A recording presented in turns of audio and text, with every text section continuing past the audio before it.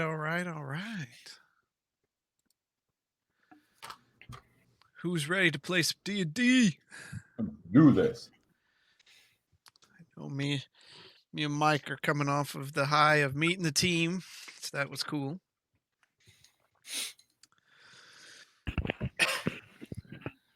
Pretty cool time at C2E2.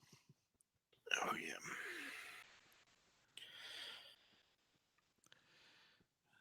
All right. Everyone remembers exactly where we were at. Yeah. Down to the minute. Good to have Mr. James back with us. Good to be back. Now that his rogue has taken some personality quirks. Now, My rogue is going to change nationality every session. hey, at least it didn't go from Scottish to Italian or something like that. Hey, we haven't started the session yet. That's true. That is true. One day, the one time he sounds like Sean Connery, the next time he sounds like Al Pacino.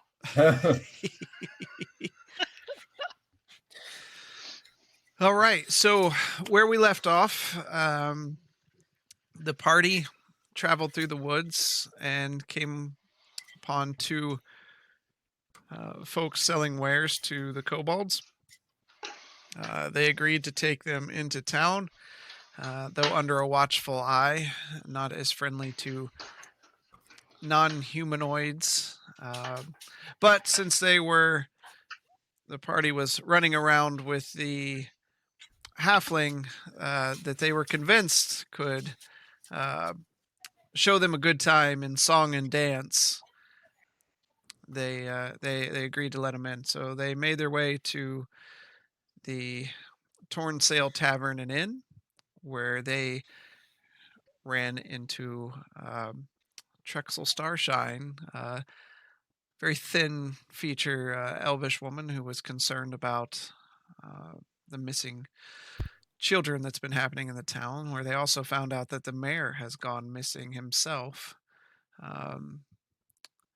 They were also introduced to a rather roguish character that goes by the name of Rowan. And that's where we left off, at the inn.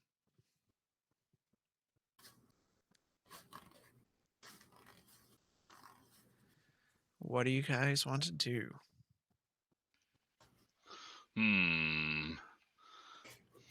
I don't trust this All right, so we Rowan had- figure.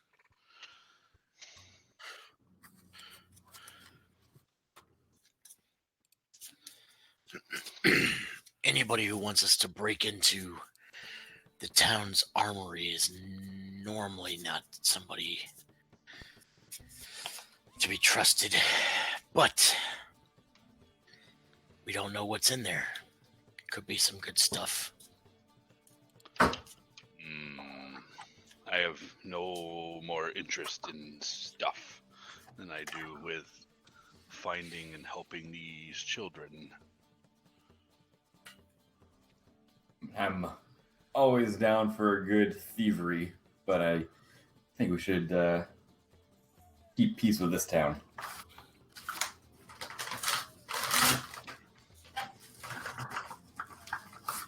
We should go and start asking about the town to see if there's any more information we can gather about the missing children.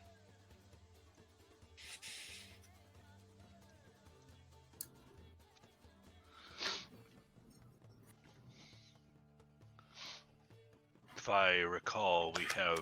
I also have a missing orc. Yes, the entire purpose for us being here in this town.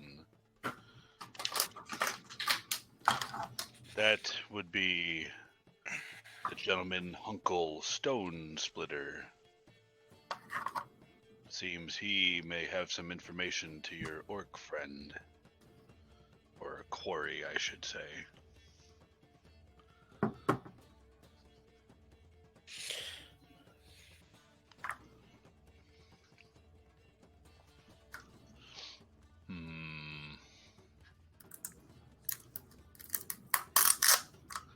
Why why don't we start off by talking to this Gallius, the child who somehow made it back? Where do we find this child? Agreed. It's Out on of a character. map. Where do we find this? Oh, is it on the map? Did we get a map? Yeah. Well, Chris didn't give us a map, I but didn't he give gave us a map of the traders gave us a map of the town, That's right. and the lady marked on the map where. Yeah, she marked on the map where he was located. Okay.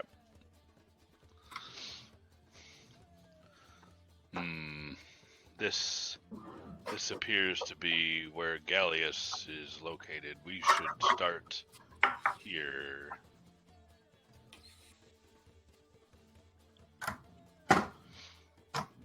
I agree. I would agree. All right, I'm gonna start making my way out the door. All right. I'll follow. So you make your way out the door and start heading out. It's early or late morning at the time, and no, it's a little later than that because you guys got there just after noon. So you start making your way. The town seems to be bustling. You can every now and then you catch the tune of a lute being played and laughter off in the distance as you work your way through the streets of Portstown. You eventually come upon a rather large white building, like most of the other buildings, with a worn door that matches the description that Trexel gave you of Gallia Rennick's place.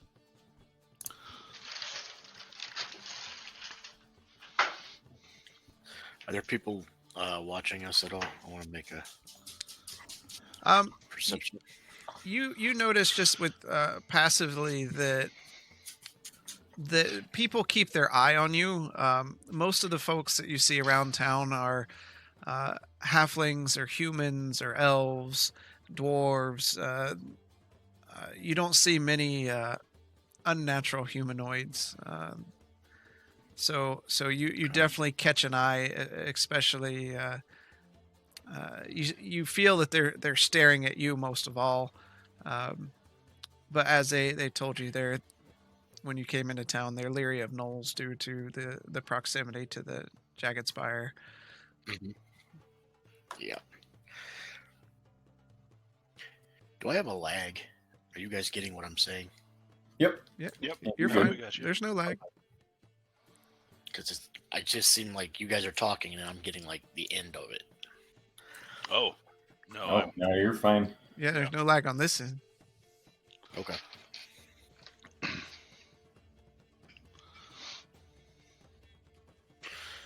Do we know how old this child is? Nope. Does it look like anybody at home?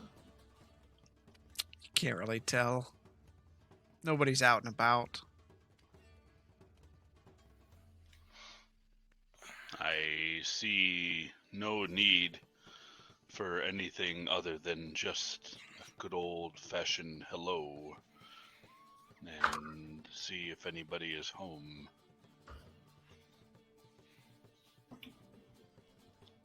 Has I'll he- walk up. I'm gonna walk up to the door. Walk up to Give the it a good door. old knock. You rap on the door and you hear a bit of commotion on the inside. You hear. Okay. Well, while Blaylock's knocking on the door, I'm gonna kind of creep around the side of the house and try and peek in the window a little bit. All right, go ahead and roll a stealth.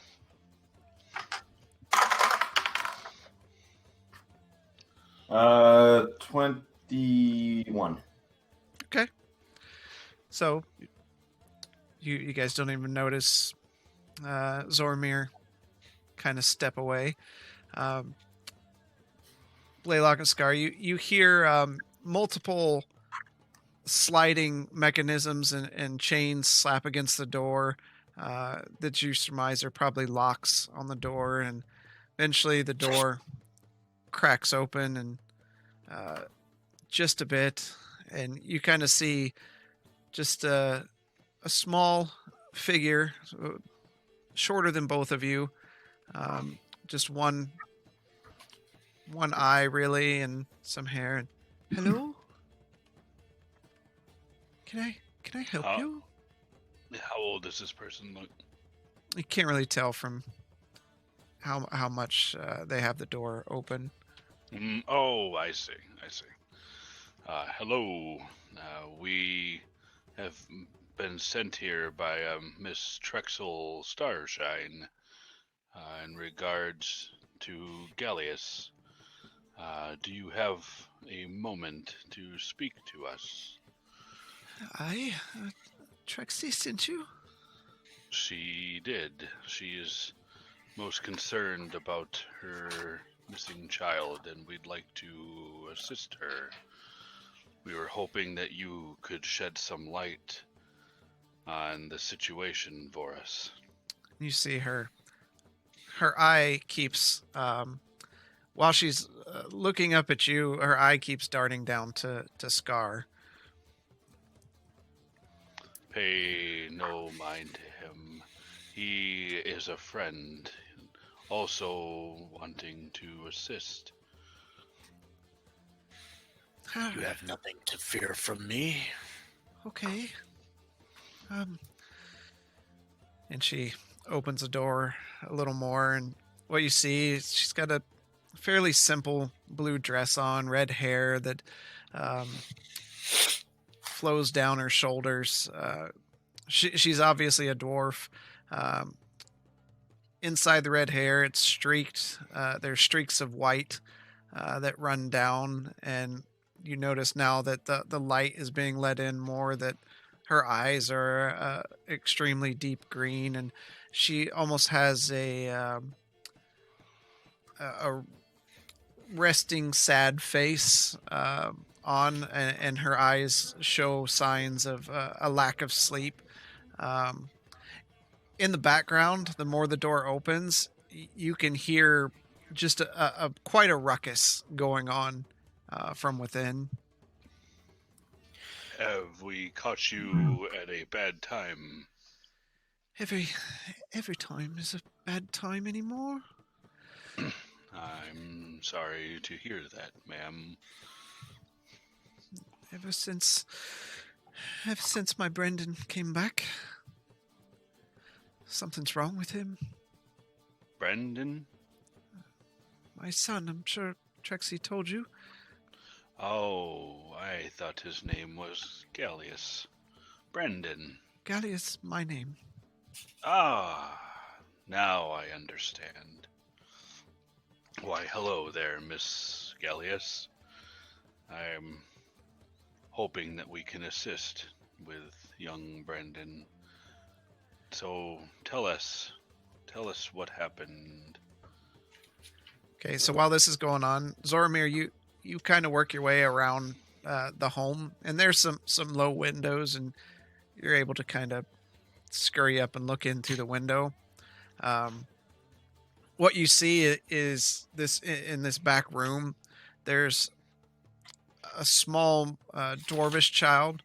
He has red hair, and as you look, you see he's got just a small bit of stubble on his chin, even though he's quite young.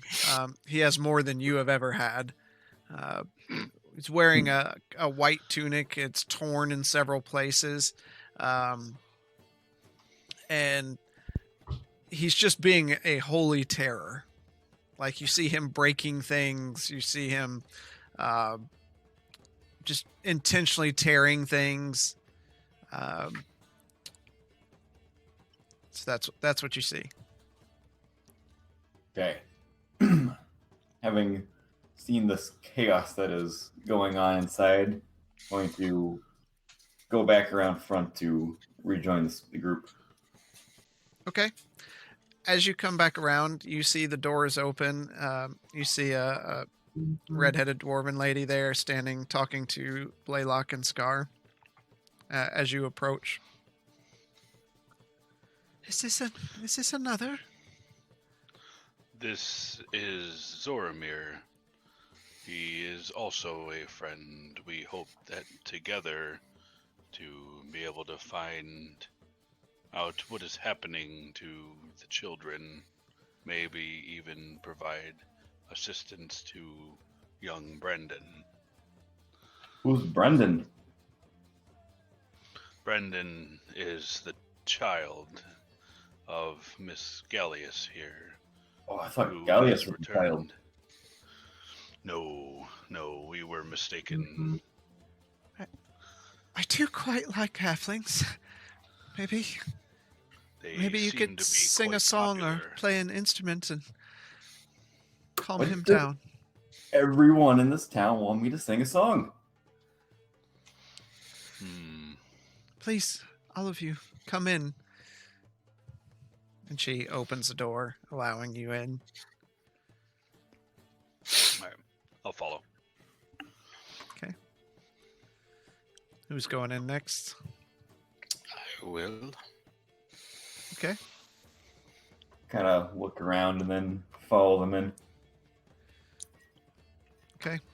As you come in, you hear more of the ruckus going on. Blaylock and Scar just going crazy in the background, and Gallia turns to you. That's the way he's been. He's wild, feral. And how was he beforehand? He was such a sweet child.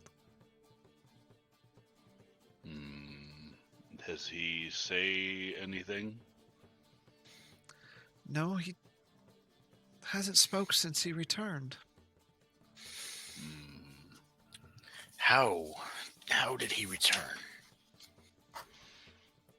One evening, it was late. The dock workers, the ship came in late. They saw something moving. They went out to the docks. He was just staring into the night sky.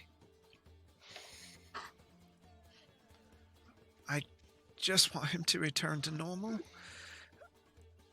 I've even considered taking him to the Mystics in Baldur's Gate. I haven't been that way since I lost my husband. My husband disappeared 3 years ago on a voyage to Waterdeep. The Mystics, how could they help?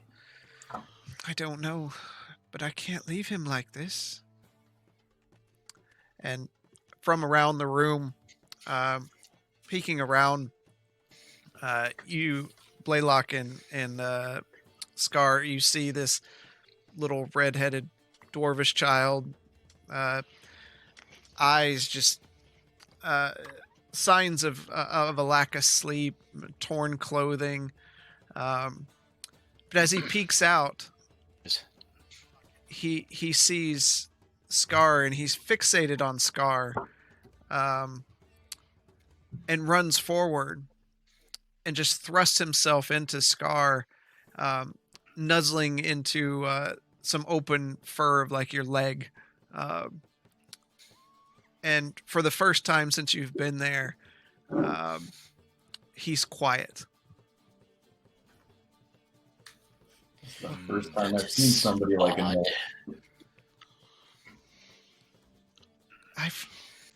I haven't seen him this calm since he returned.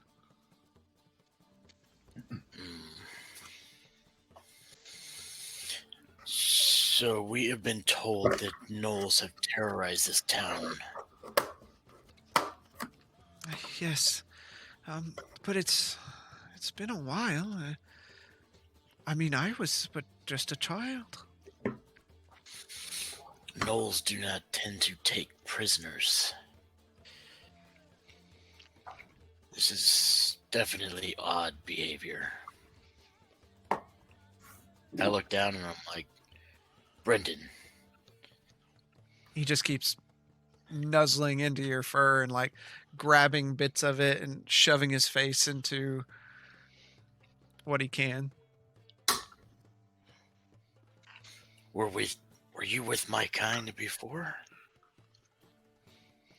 And he just makes noises. It almost sounds like a dog. Occasionally, you notice as you look down at him, he'll look up at you, and it takes him a second, like he puzzles it at you a bit, and then just smiles. I give him a big, grinny, teethy pat him on the head. Goodness, Scar. You're supposed to be helping the child, not frightening him. And all of a sudden, he grabs your leg in a tight embrace. Family. Galia steps back. Kid. I haven't heard him speak since he's been back.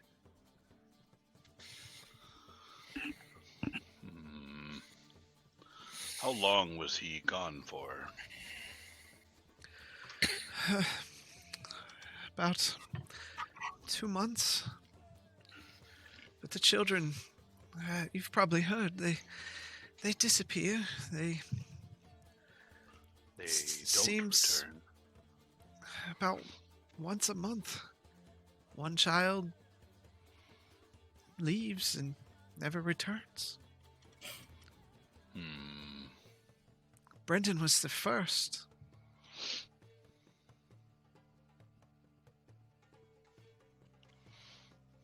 Where can we find out more about these gnolls? You could talk to King, or I mean, like I said, it's to be hard to get a hold of lately. yes, with the mayor gone missing, it probably is. How long has Brendan been back? About a month. Perhaps another child may show up soon. And It's Galia unlikely. kind of motions and sticks a finger up. One second, and she steps into the back room, and she comes back with a tiny pair of pants, obviously from Brendan's clothing, and she goes up to Scar. I mean this with no disrespect, but maybe you can use this to catch a scent and find out where he was at. And hands you the pants. I will see what I can get out of this. I take a big whiff. You breathe them in, and with the boy being right there on your leg, they do smell like him. It definitely has his scent on them.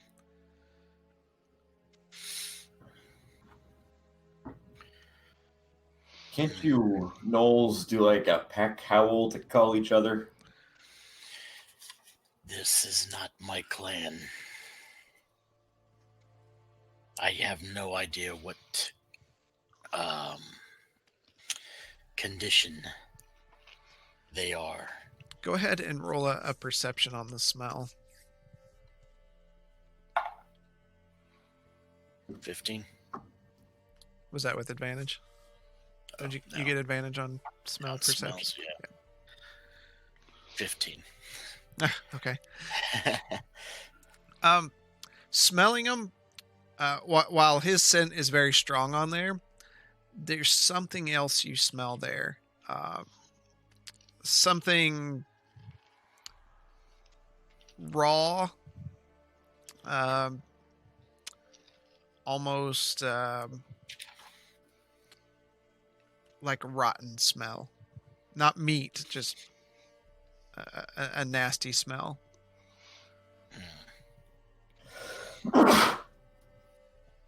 Bush, you do not mind if I hold on to this, do you? No, please, go ahead. If you could find some cure for the child, or I'd find some way to pay you back. I don't have much. Did the I'm gonna mayor? hand one of the cupcakes that we got from that innkeeper to Scar. Okay. Give this to the child. I turned to Galvis. Now, did the mayor disappear roughly at the same time the children started to disappear?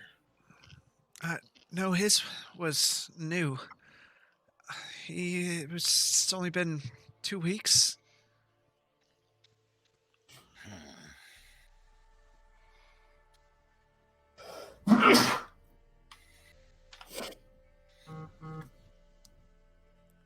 And I hand the kid the cupcake.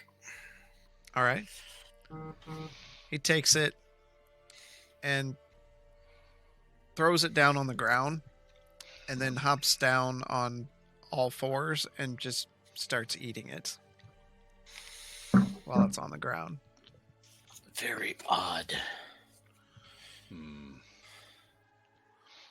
He seems to have spent some time with the Knolls.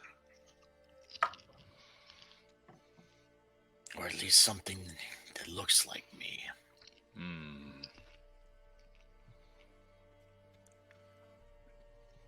It is almost unheard of for Knolls to take prisoners. It's not in our nature. They may not be the threat.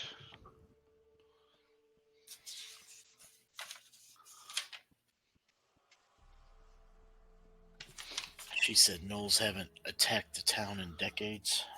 Yes.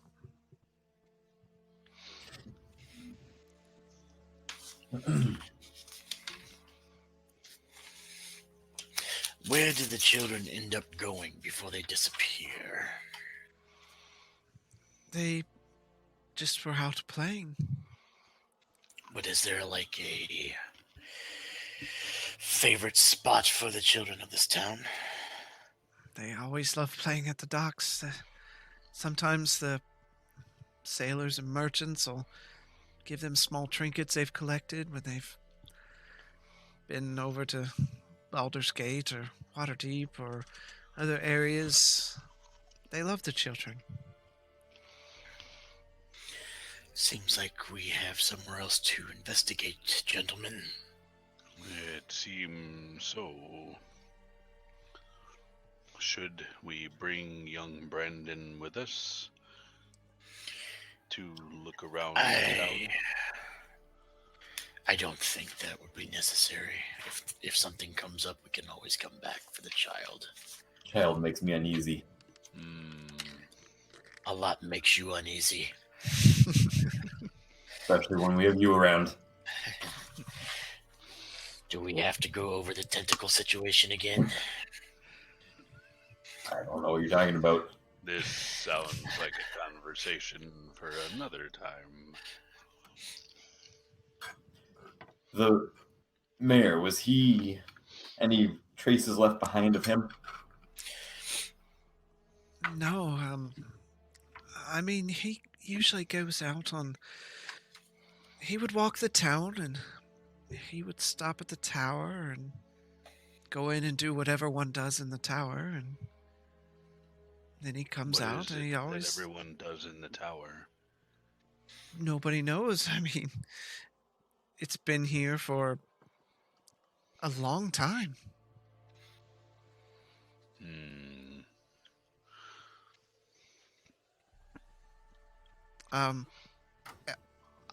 I heard it was once owned by a powerful sorcerer who It doesn't. Oh, go ahead. built it and used to conduct magical experiments, but there's no proof of that. But he disappeared, and no one has ever seen him, not in this lifetime. That was a millennia ago.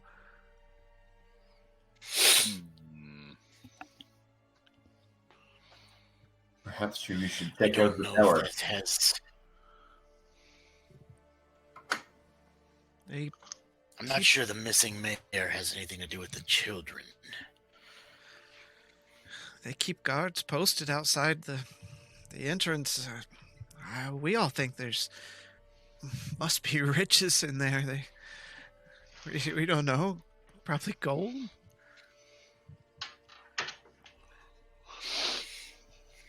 Maybe that's where they keep our taxes. Hmm. But it's not our duty to question. We all live a good life in Portstown, and there's usually no trouble until these last few months. We keep getting pointed towards that tower from one source or another.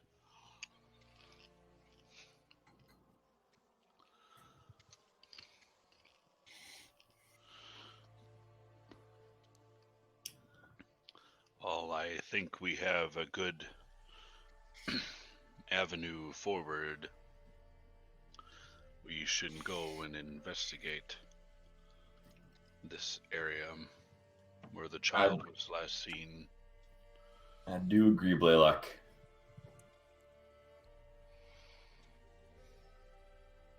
Scar, what say you? Doc seems like the obvious choice to start with. Hmm.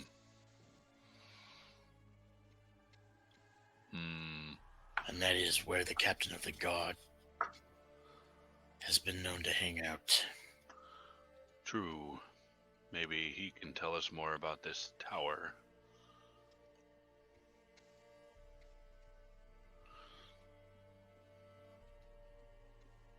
Well, thank you, ma'am. I appreciate your time here. I'm gonna reach into my pouch. I'm gonna pull out 2 gold, and I'm gonna give them to her for your time. I really thank you. You're welcome. Scar, as you kind of turn to maybe head toward the door, Brendan gets up and grabs hold of your leg again. Little one, you are staying here. Just ignores you. I look down. Were there other children where you were being held? And just looks up at you and smiles with wide eyes.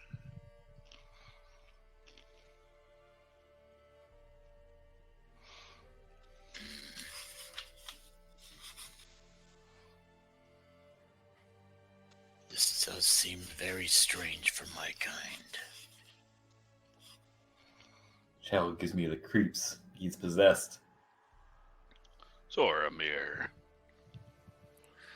I'm almost inclined to agree with the halfling. This is not my child. This is not how he was.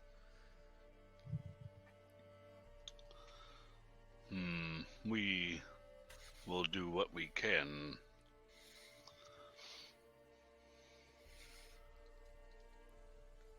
And she, I'm gonna reach into my pack, and I want to pick out just a large like rock, and I'm gonna do I'm going to sketch a rune on it, and it's just gonna cause the light to shine, and then I'm going to show it to Brendan, and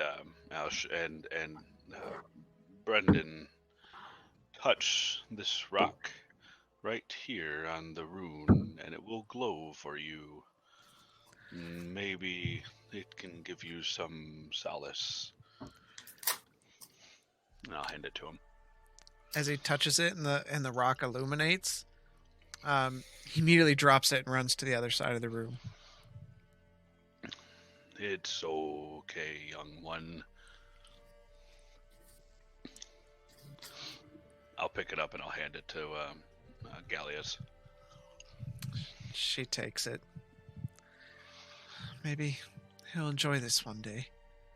Maybe. We'll do what we can, Gallius. He doesn't seem to like it when it's bright. Understood. I wish I knew what they did to him. I just want my boy back. I head out the door. Okay. Good day, ma'am. She looks over at Zormir. Keep a song in your heart. Good luck with that demon spawn. And as you're walking out, Zormir, you hear the familiar sounds of things breaking and weird growling sounds, and as she shuts the door behind you. Demon spawn? Good luck with the demon spawn? Did you see that creature? I was no child of this town. You are as rough on the inside as I am on the outside. Take that as a compliment, friend. Let's head to the dock. Demon spawn. Okay. You begin heading that way. Town's not huge, but it takes you a little bit of time. As you see the dock in the distance, you're heading down a hill toward that area. A familiar face passes you on the thoroughfare as you see Rowan heading in the opposite direction, and he smiles and kind of winks in your general direction. I'll nod at him. Was that a yes? No, it was a polite gesture. Good day to you. Turns and keeps walking. And you continue your way down to the docks. You hear the sounds of seagulls and various voices as men and women are loading the ships and taking items off and setting them down. You stand there on the dock. There's two large ships that are docked currently. Sails folded up, anchors set. You see the gangplank going between the dock and the ship, and there's 3 total docks that are there. Where do we start? Do you see any other children around? What time of day is it? It's getting into early evening. I am going to start sniffing around. Okay.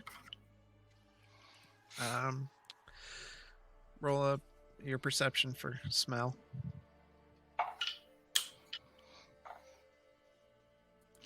18. Okay. You do smell that that off smell.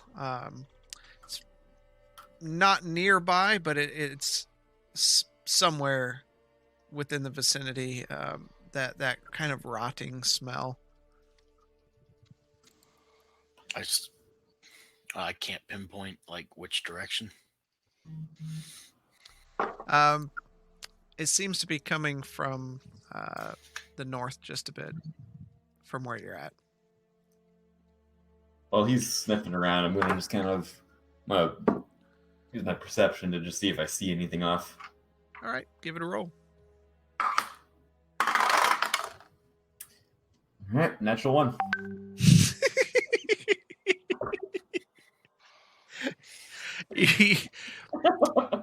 You start looking around the docks, and you're focused to see what's going on, but a seagull would fly by, and you're like, "Oh, a seagull." And then you go back to look at what they're doing, like, what do they care? Ooh, a seagull. You're just having a hard time kind of noticing anything out of the ordinary. Everything looks okay to you. Oh, sorry guys, forgot to take my medication today. Hmm.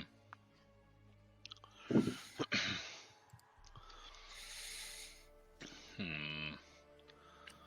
Well, if the gnolls live in the jagged teeth spires, and this smell I'm finding is north of here, that's in the opposite direction of my people.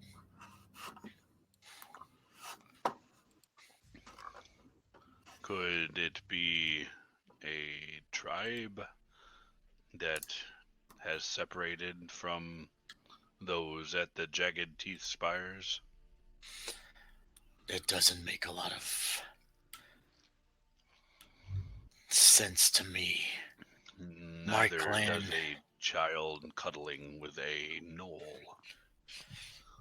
My clan separated from the demonic presence. We still would never have taken in children, human children. Hmm. Do gnolls possess any sort of mind wipe type of powers like this child seems to have been controlled by? None of the elders or mystics that I know of would have had this kind of magic, correct? No. Not to my knowledge, no.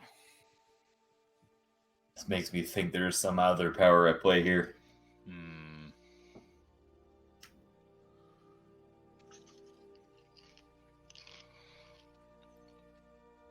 It seems that we should follow this scent.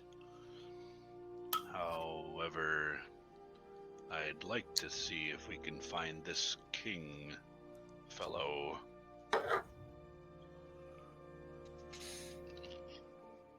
We should ask around the docks Hmm. before we leave. I'm gonna go up to a dock worker. Pardon me, sir. Yeah, what could I do for you? We're looking for a king. Would you happen to know where he is? You was looking for King, huh? Yes. You just missed him. He was just through here, not, Hey, Rodney, how long ago was King through here? It was like, I don't know, hour ago or so? Yeah, about an hour. That's a shame. Do you know if he went to a local tavern? Said he was headed up to Sturdy Hammer. Think he was, getting, picking up something. Thank you. I'll toss him a silver. Hey, thanks. Yep, and one for his pal. He might get that. Thank you, friend. No problem, anytime. Yep. I say we should follow this lead to the Sturdy Hammer. Do we know where that is? It's best. Yeah, you have a map of town. You know where Alright. the shops are.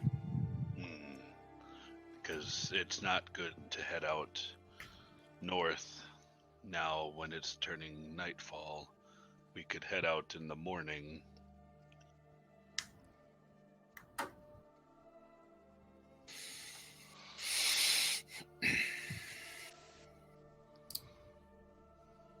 Let's go investigate. Scar? I shall follow. All right. So you guys head back into the town proper. People are starting to kind of close in as they get ready for evening and dinner time. You can smell food wafting through the air. Occasionally, pie in the window kind of situation and cooling down. And as you start hearing in the distance the telltale sign of a hammer striking an anvil, and you see a sort of familiar shape of a halfling. He's about the size of Zoramir, but stockier, quite a bit stockier. He has the red and black tunic that you see a lot of the guards have, and kind of spiky blonde hair. And he's walking away from this sound of the hammering.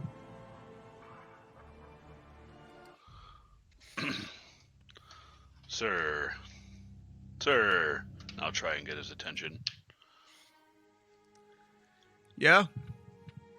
Are Can I help you? You with me? Are you king? I am. Hello. We would like to ask you a few questions about the missing children. You want to ask me questions, huh? Yes. Okay. Is that a problem? No, I guess not. Got plenty of time, I guess. Plenty of time in the day. Just the mayor missing and all. Yes, Doesn't that is. seem like you've gotten very far in that either. I have not. But sure, plenty of time. Why don't we go get an ale over it or something? Anyways, what's your question? That's good, and we could make our way to the tavern. Drink on me. Sure. Let's go. Yeah. Let's go all the way over to Torn Sail. Yeah. Okay, let's go. And he just starts walking that way. And you hear him just kind of mumbling to himself, yeah. I got all the time in the world. Nothing else going on. Yep, I'll go ahead. Yep, let's just go. Let's go have an ale. It's going to Yep, come on. Well, come on. Come closer. We'll follow behind. Well, it Grumpy Gus seems there. that you don't know where the missing children are going. You have lost your mayor. What else have you incompetent guards been doing in this town? Oh, just keeping order. That's, we don't just stand there all day. We make sure everything's good. Ships are coming in. Ships are going out. Nobody's fighting each other. Nobody's killing each other. We got a disappearing kid problem. Yep, we got one of those. And we're trying to figure that out. But now we lost our mayor. Not going to help us any. Sir, who sounds like you're from Brooklyn. Was nobody keeping watch when these disappearances happened? Not sure where this Brooklyn is, but our guards are always keeping watch.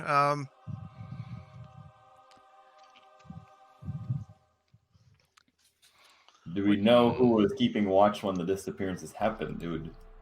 Who would like to talk to them? Couple of my guards were. This happening on a regular basis. It's, a kid disappears here. Next month, another one disappears. It seems to be a cycle. You're awfully complacent with this missing child. I've got a bit on my plate. You know what it's like? Well, you probably know what it's like. Everywhere I go, hey, get out a lute, play me a song, do a little dance. Do I look like I dance? I don't dance. You about that too? Yeah. It's something. This town. It's this town. I'm not from here. Not from here. From Waterdeep. I came here, and everywhere I go, sing me a song, do a little dance. I don't know where they got that in their head. It's here. Never been asked so many times to sing a damn song. Well, Is this to the halfling? Yeah.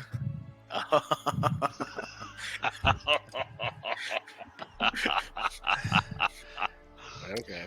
And so eventually, he's telling you that as he walks into the Torn Sail Tavern and Inn, and you hear, "Everybody, King's here!" And yeah, and heads over to the bar there.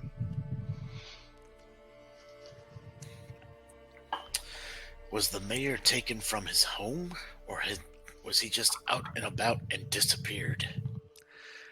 I'm not quite sure that one of your kind didn't take him, but since I have no evidence of that, I'm not going to point fingers. Not today. We haven't found anything. He gets up, he goes on his walk, visits some areas around town. Generally a happy guy. One day goes for a walk, doesn't come back. He doesn't take a guard with him when he goes on these walks? Most of the time, not much crime here in Waterdeep, or Portstown.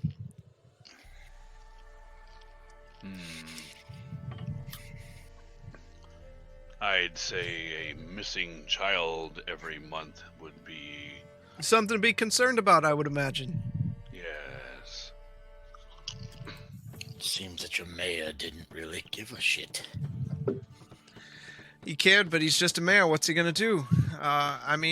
We tried to increase the guards. We tried to find where they're coming from. Had one kid come back.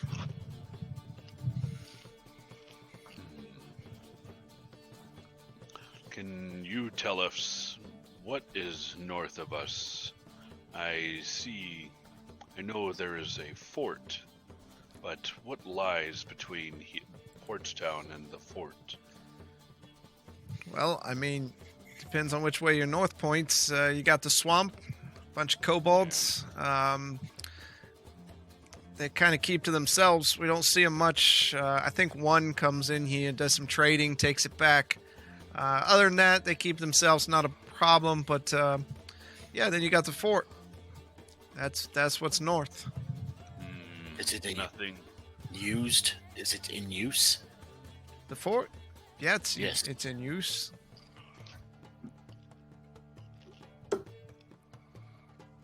Who presides there? It's one of the divisions of the Royal Guards. They from the main castle. They don't have a lot of outposts, but that's one of them. They keep some of the riffraff monsters out of control that come out of the water. Water. There's a lot of creepy things out there. And he takes Steven! Get a round of ale for everybody.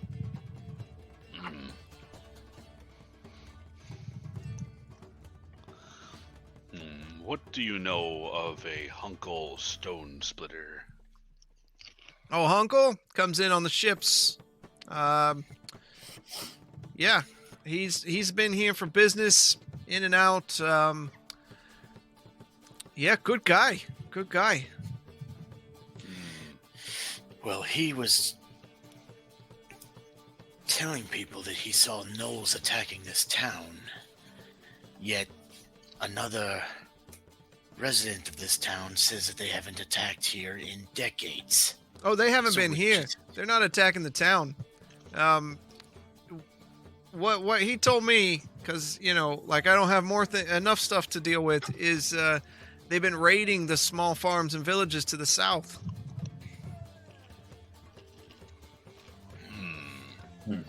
But I don't know if it's true or not. I don't have time. I don't have the manpower. I don't have the personnel. Do you normally patrol the Jagged Teeth? No, they keep to themselves. They're a solitary bunch. We don't do much with them. You're the first one I've seen that hasn't, tried to eat somebody, and I've never seen that. So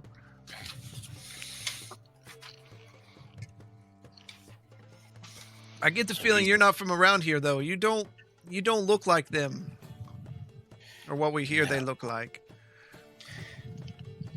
They don't look like me.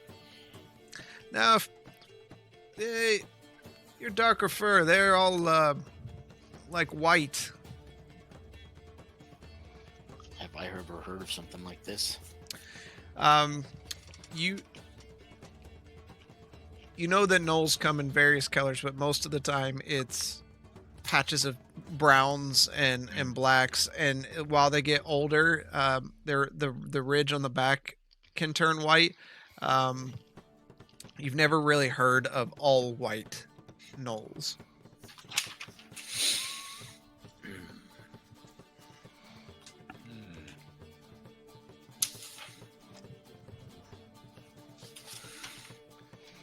Okay. Do you happen to know the path that the mayor took on his normal strolls? See, come down from his house. Usually come down, stop at the tower. I put the map down. Okay. On the... And he starts pointing out the route to you. Basically, from the northeast side of the map, where King points out that's his house. He traces a line down to the tower. From the tower down to the docks. From the docks up to the trade district where the smithy shop is and the other shops. Back to the tower and then back to his home. Something like that. It's pretty close to that. He walked it about every day. But nothing out of town. This has all happened. No, he don't go out of town. Interesting that he just disappeared in town. Can you point to, do you know where a majority of the children disappeared from? Look at the map. With all I can say with the children, we didn't see them disappear. That kind of defeats the purpose of disappear. And if they disappeared in front of your face, it'd be like, wow, they disappeared in front of your face, but they didn't. But talking to the families, because everybody has a problem, they were all playing on the docks. Now, we've checked the ships. We raided multiple ships that come in here. Nobody had signs of kids on board. We don't think they're taking them to some other town and selling them or anything like that. So we don't know what happened to them from there. What about these creatures in the water? We've never seen them come up to our docks. I mean, unless something's coming out of the sewer, it's that we don't know about. Sewer. You keep watch on the sewer? We keep a gate on it. Keeps out, if there's something big in there, it ain't making it through that gate. Has anybody inspected the gate? I don't go down there. It stinks. Can you mark here on the map where the sewer gate is? You want to go hang out in the sewer? Okay. Hey, I know you. Whatever. And he points to just north of the docks. And the mayor's name is Iago, correct? Yep.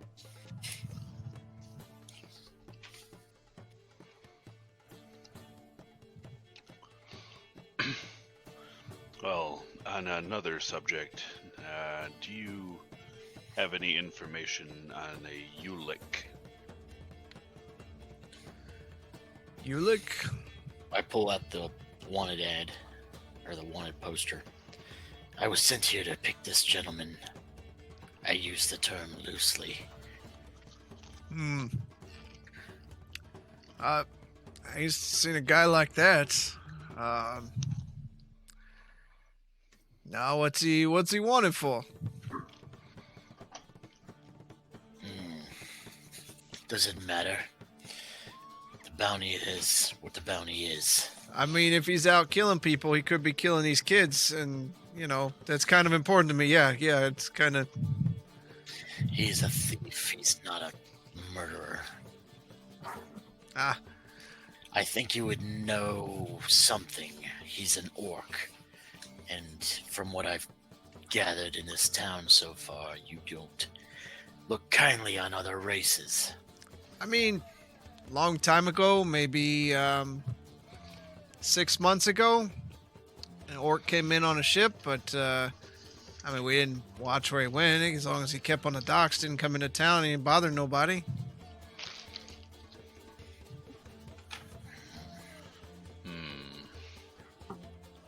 On your insight. Okay. 19.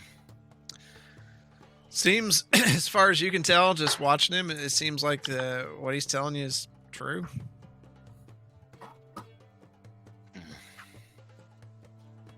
I roll up the poster, put it back in my satchel. Okay.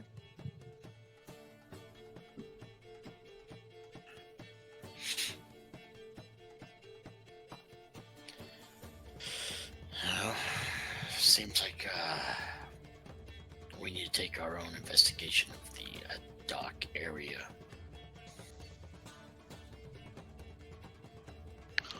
Yes, that's is advisable, but maybe not this late, unless there is an advantage to it. I can't think of one, though. Unless the thieves come in, or the child abductors come in the middle or the cover of night. Perhaps we could catch them that way. Maybe set up a decoy.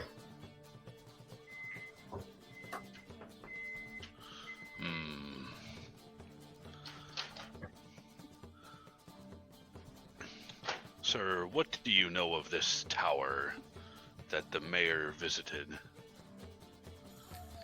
It's been here for a millennium. Some kind of finger wiggler lived there. You know, disappeared. Yada. You know, it's doesn't bother me. We keep it guarded. My guys aren't allowed to go inside. Only the mayor. Do you know what the mayor did in there? Not my business.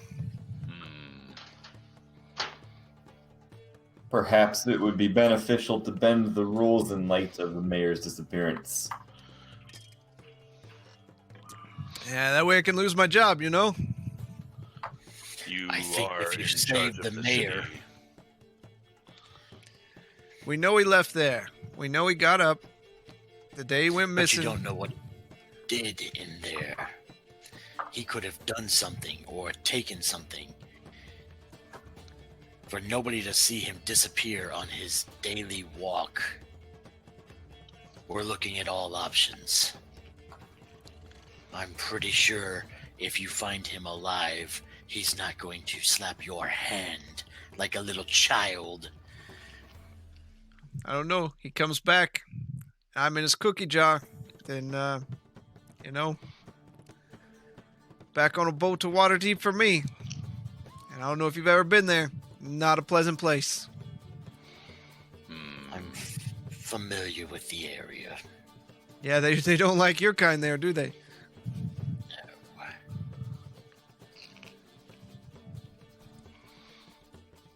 No. It's not possible to let us investigate this tower. Let's see. I met you, an hour ago? You want to go into the tower? Sacred to the town, really? Could be money in there. Yeah, probably not. What if you came with us? Again, what's going to keep me, you go in there and this one with the teeth takes a chunk out of my head. How is the tower fortified? Well, you going to break in? You going to break into the magic tower? Curious. Okay. Well, the two guards out front. There's one door in, one door out. We keep our best Maybe guys right there. thinking of making a song about the tower. My kind of a way of finding extra doors. Yeah, good luck.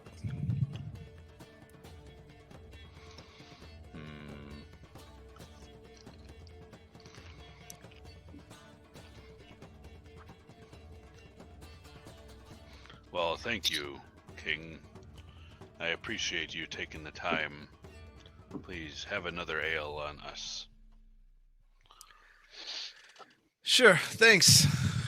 I wouldn't get too involved here, man. You know, maybe you just move on. Got a lot of problems here. There are. Seems like some of us already have. Yeah, you telling me.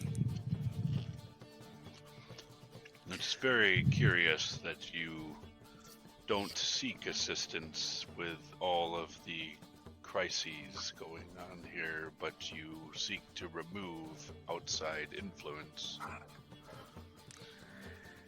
To be honest, I'd like to get on a ship and go to Cidersport.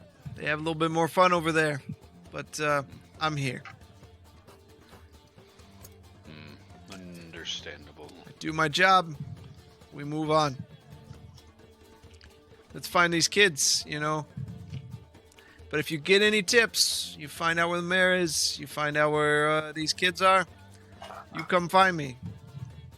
We'll work something out, you know. Thank you for everything, King. Hey, no problem. How'd you get the name King, by the way? And he kind of flexes up his shoulders. He's a big halfling. And he's like, you see this hair? That's my golden crown. His hair is yellow and all spiky.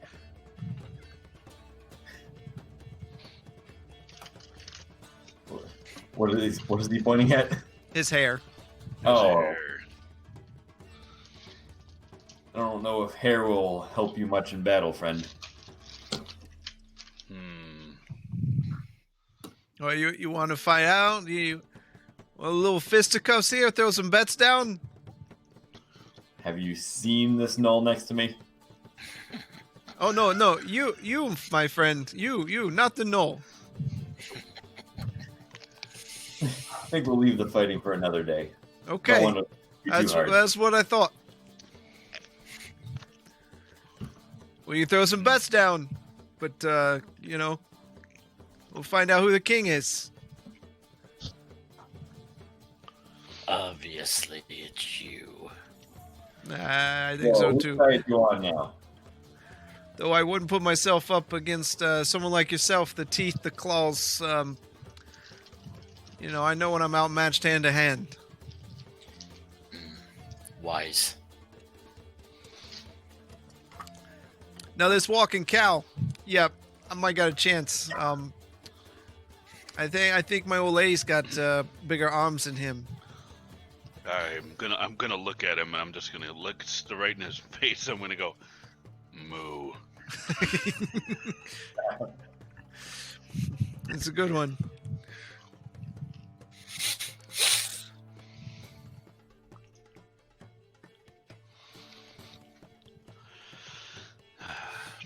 Well, gentlemen, we have a lot to think on.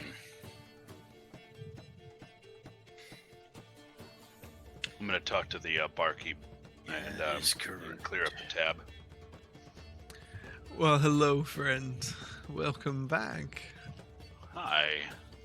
Those cupcakes were quite divine. Oh, did you enjoy them? I have more. I'm still working on the last 4 you gave me, but thank you.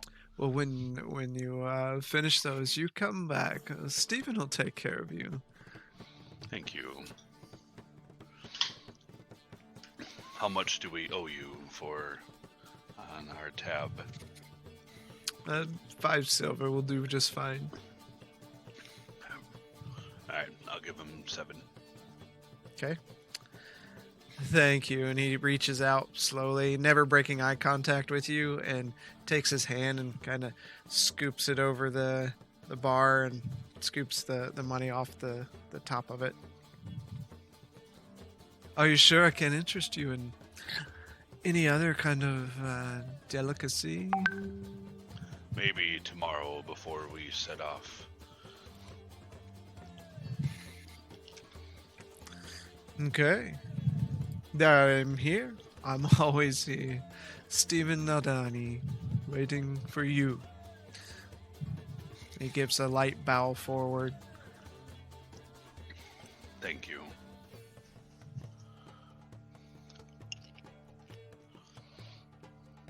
What do you know of that one, King?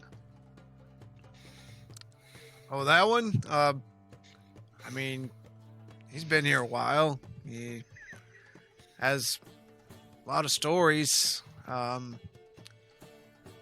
Makes pretty good pastries.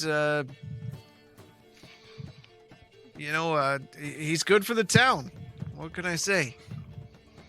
Good. He came from some far off land somewhere. Some Babylon, Bora Bora, something out there. Yeah. Hmm. And Stephen looks out. Barovia. That's what it is.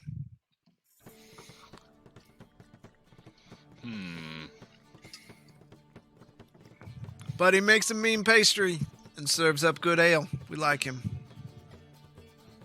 That he does.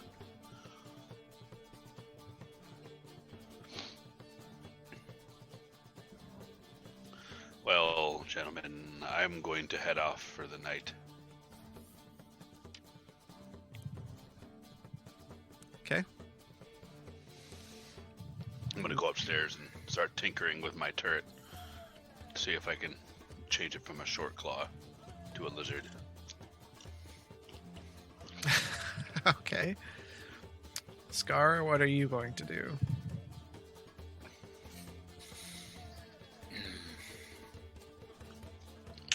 I'm just gonna walk around the town for a little bit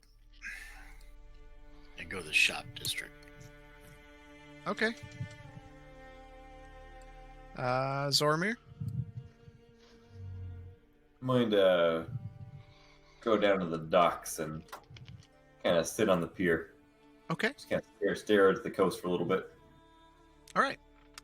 So, Blaylock, you head upstairs and you begin tinkering. Tinker. Go ahead and roll. Yes.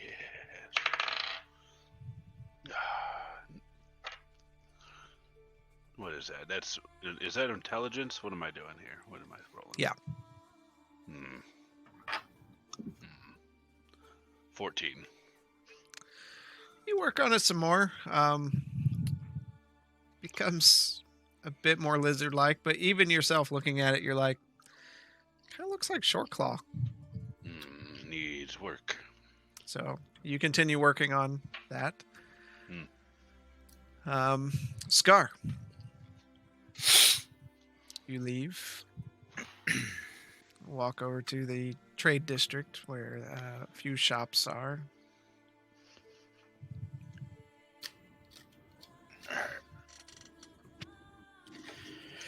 I'm just kind of looking around, seeing what kinds of shops are there. So you see, basically outside of the normal bakery food items, you see a sign for the Sturdy Hammer,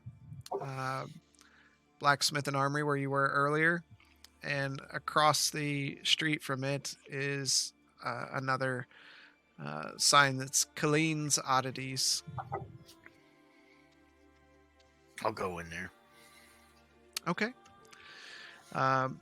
You walk inside and your senses are met with a few pungent smells of faraway spices, and your ears can hear the light bubbling of brews in the background.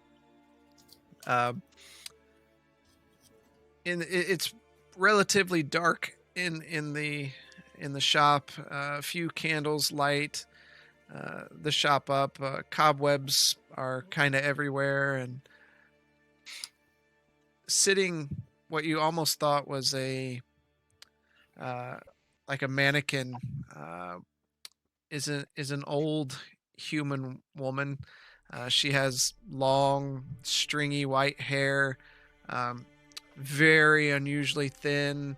She stands up and she's hunched over and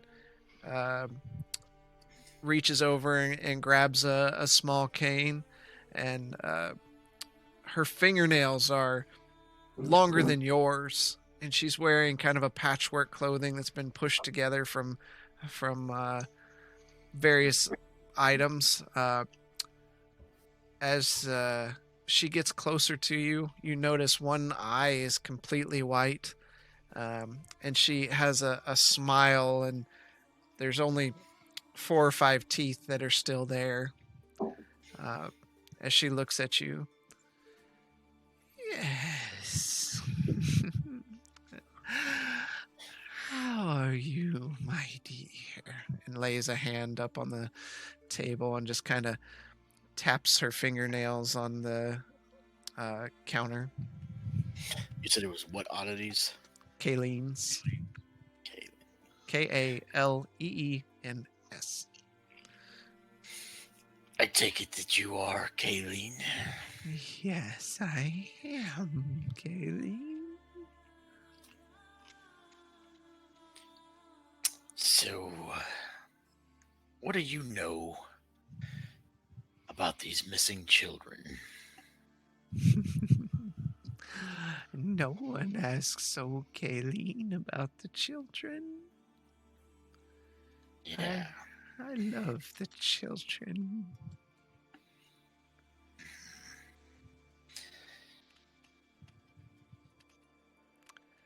I think you might know about these children. And the one good eye narrows down while the other eye gets bigger and almost feels like it's piercing into your soul.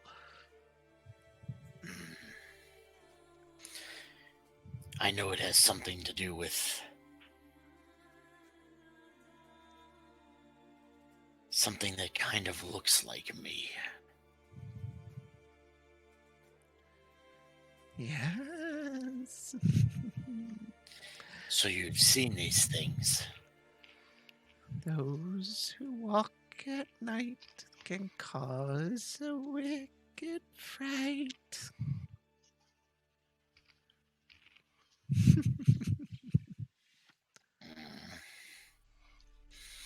By full moon's embrace, it's all a disgrace.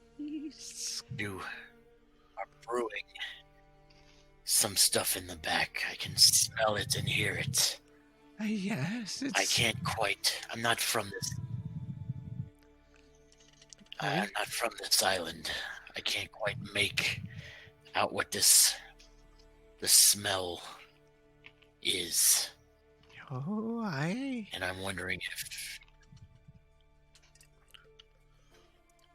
Go ahead. I have all manner of scrolls and potions and tinctures and herbs. I pull out the clothing. Okay. This has a very unique smell that I can't quite make out. You being into these herbs and things, maybe you would know a little bit more than I would. And she takes it and puts her face right down on him, and yes,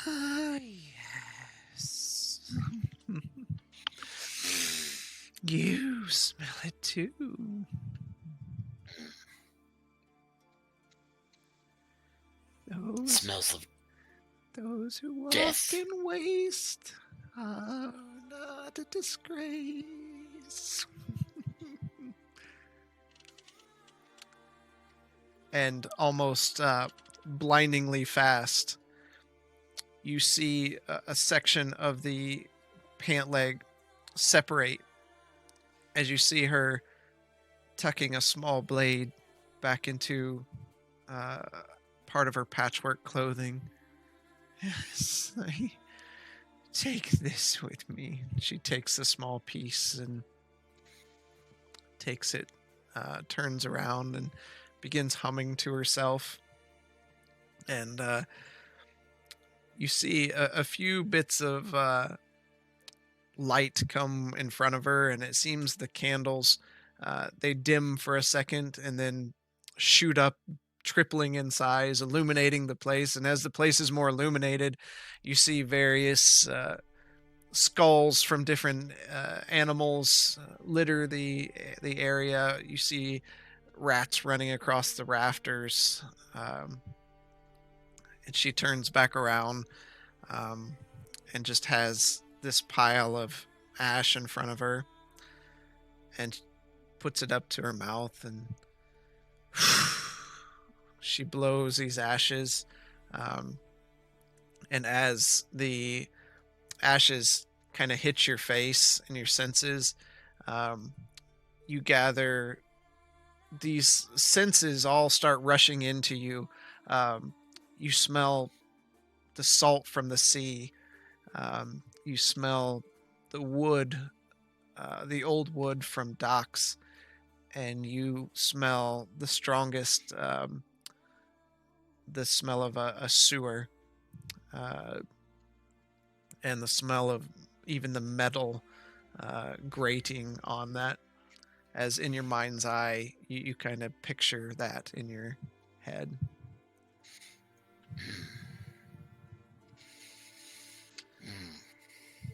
And now you see. And she slides her hand onto its back and pushes it over in front of you in an open palm, smiling at you. Plop down 5 gold. She takes it, and you hear the coin scrape against the counter as she slowly wraps her fingers around it, and you hear her fingernails clack against the coins as she places them into a pouch. Yes, you see. I appreciate your help. And Is there anything else Colleen can get for you? Not currently. Well, maybe your companions.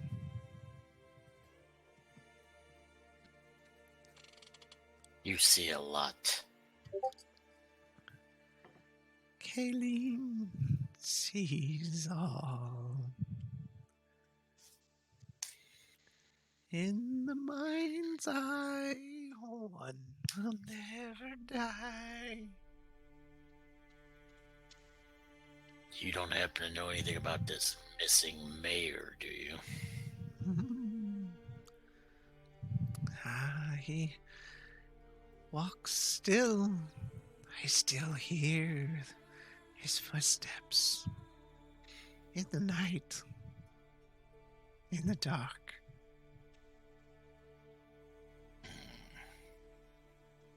I turn and leave. As you turn and leave the shop, it's that feeling that someone's always behind you, even after you've walked several feet away from the door, and you kind of turn and look over your shoulder a bit, and you see her just a piercing gaze out of the door, and then the door just slowly closes on its own.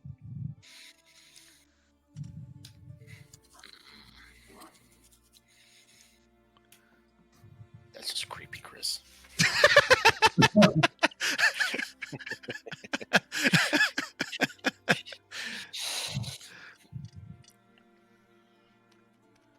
All right. What other shops do I see other than the blacksmith and the oddities? That's it. That's it? Okay. Yeah. I'll head back to the inn. Okay. All right. So as Scar headed to the north, Zoromir, you head to the south. And You get down to the docks. It's quite a bit more quiet here, as it seems that people have settled in for the evening. Um, you don't see the dock workers out. There's really not much of anything out. You hear um, the waves kind of crashing in lightly, but you're down on the docks. I'm just gonna kind of chill there for a little bit, swinging my legs on the off the edge of the pier, and kind of just look out, listen, kind of passively see if I notice anything unusual, but Right. otherwise just Go stare ahead. off. Go ahead and roll a perception check for me.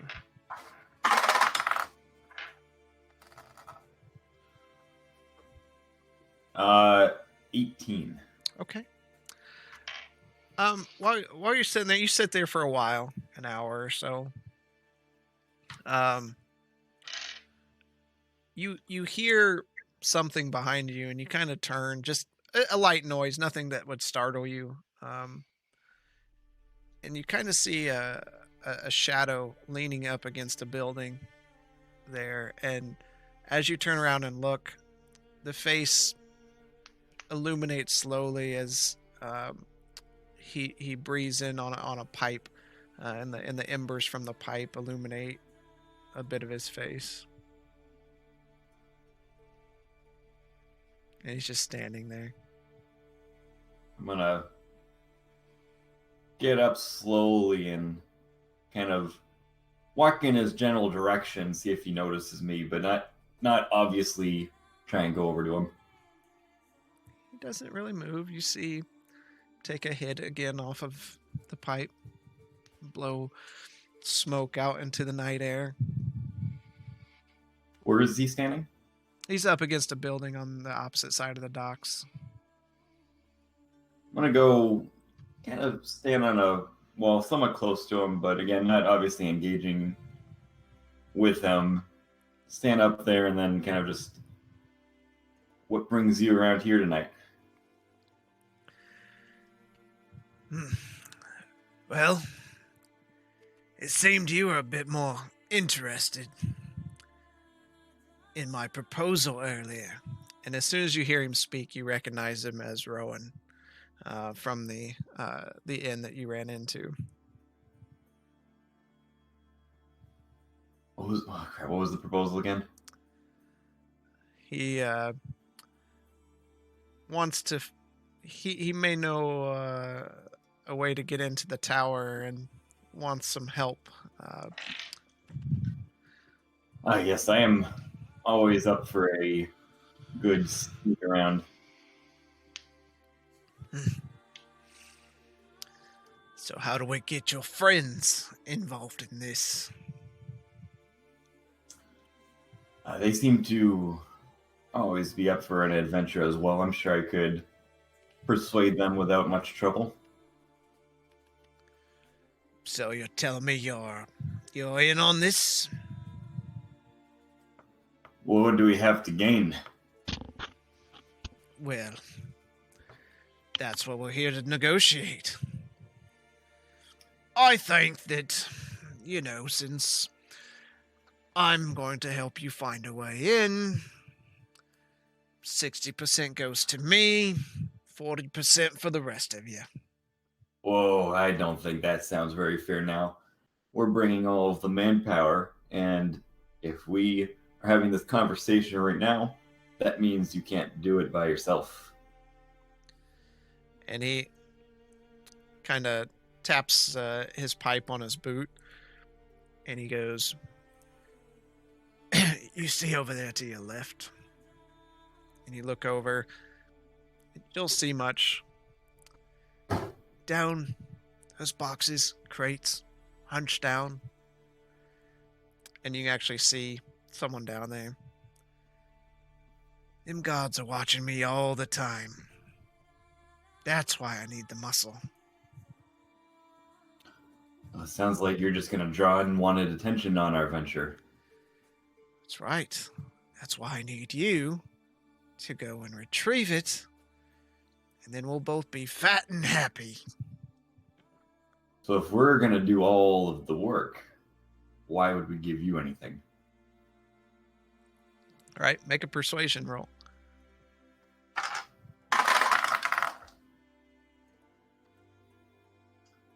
Uh, 7.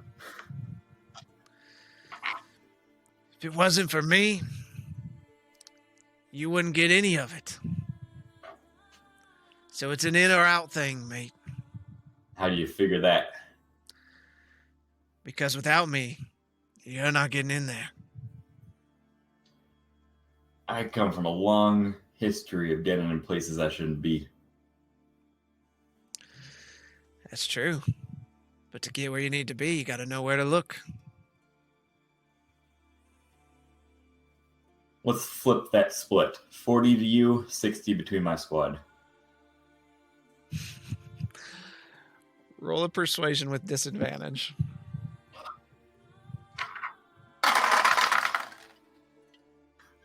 Gosh. 6. You're awful. I have a +0 modifier on persuasion. I'll give this to you. 50-50 then.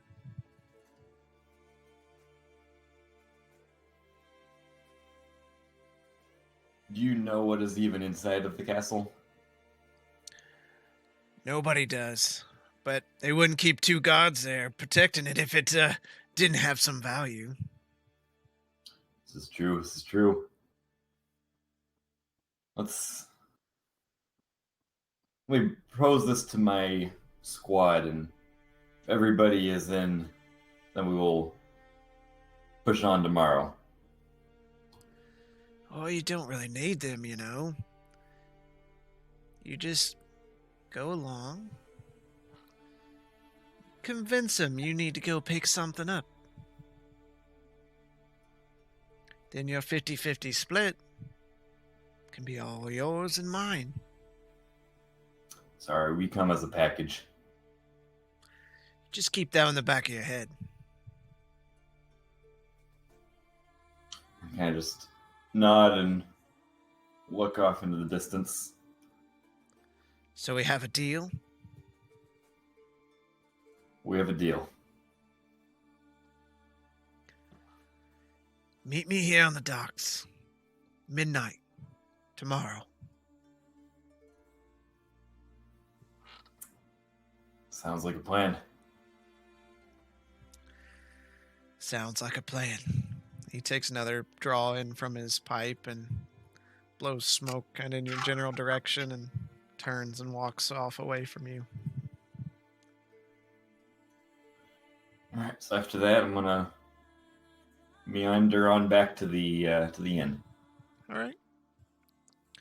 As you're getting close, you see Scar kind of walking into the inn, but get inside.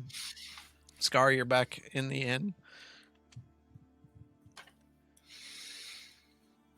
We have events tomorrow.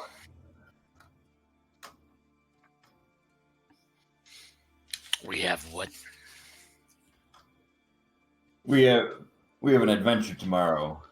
We have knowledge on how to get inside of the tower.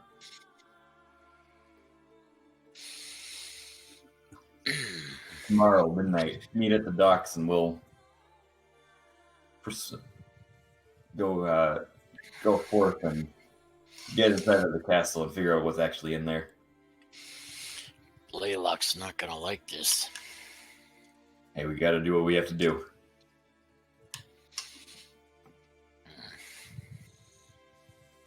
I think I have a lead on the children as well. Do explain. I couldn't quite place the scent on the clothing, so I went to the oddity shop. Who better to know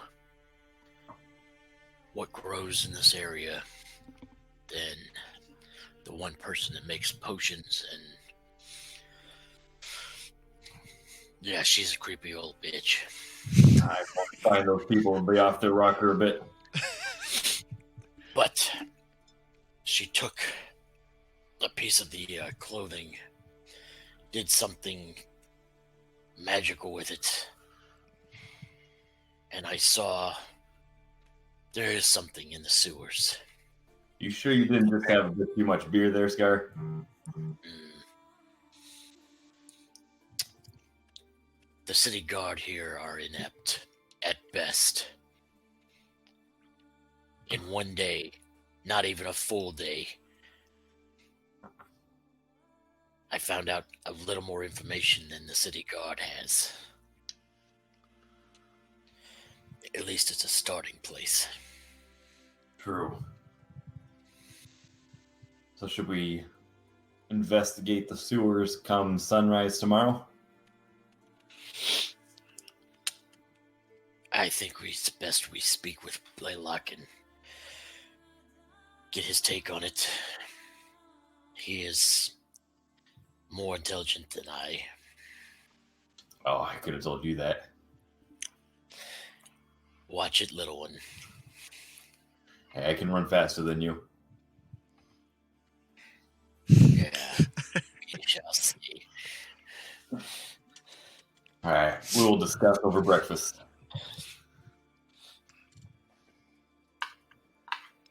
You guys both head to your room. I want to talk to Steven real quick. Okay. Zormir, where are you headed?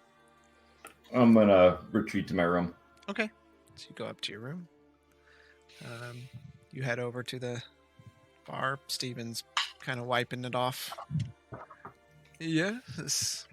Hello, my friend. So I've just had a run-in with Kayleen. She's quite the eccentric one. That she is. How crazy is she? Crazy? I know crazy, and she's not crazy. Old, had a few. yes. Weird, even more so. Crazy, not so much.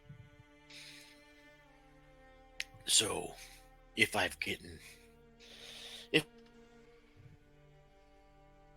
Uh-oh. Uh-oh. Did we lose him? Uh-oh. Oh. Nope, he's back. Hey, it's finally not me. I heard if. if I've gotten advice from her, it would be under my best to maybe take that in stride, or as I would say if you can understand what she's saying, then she must be telling you the truth. all right. She's always liked to be one to riddles and song.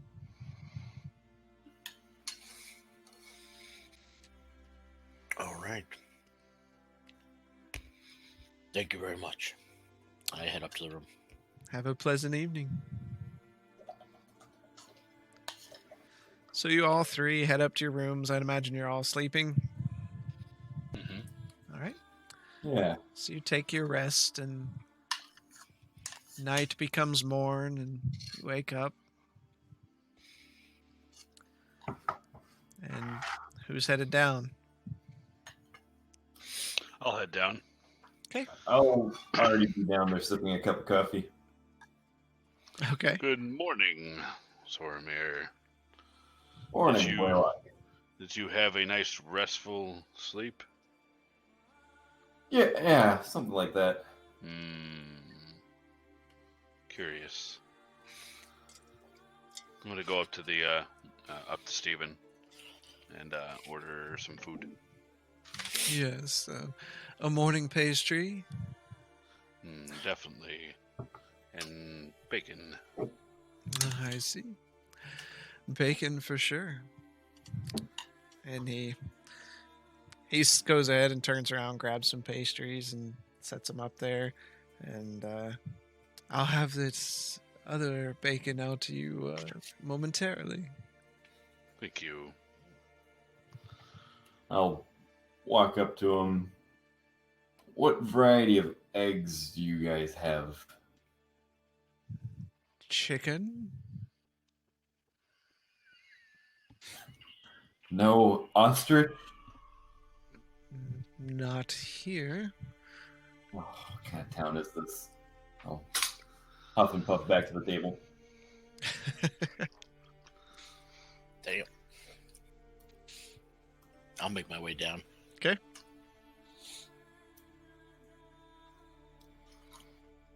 So you come down, you see it's been a little bit. Blaylock's eating his bacon and has.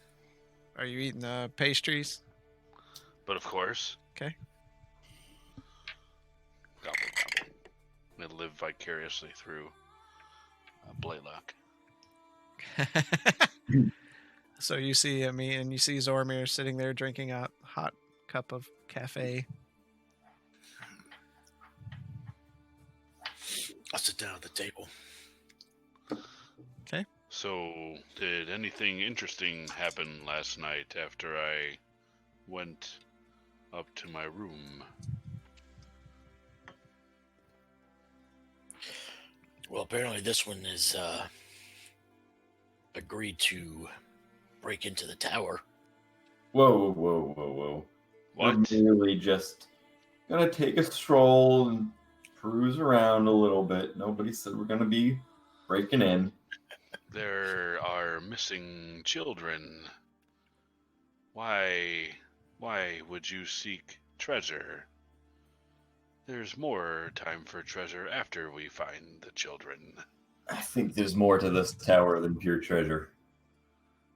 Look at me, Zormir. Do I look stealthy to you? Do I look like someone who could sneak up a tower and evade guards without notice? I kind of have to swallow my coffee real quick because I'm laughing so hard. Oh no. So, what is your grand plan to get a Minotaur up a tower? Perhaps we could teach you a little bit of stealth tactics.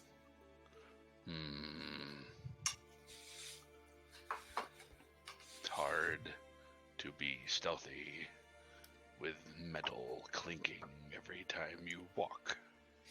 Get you some booties.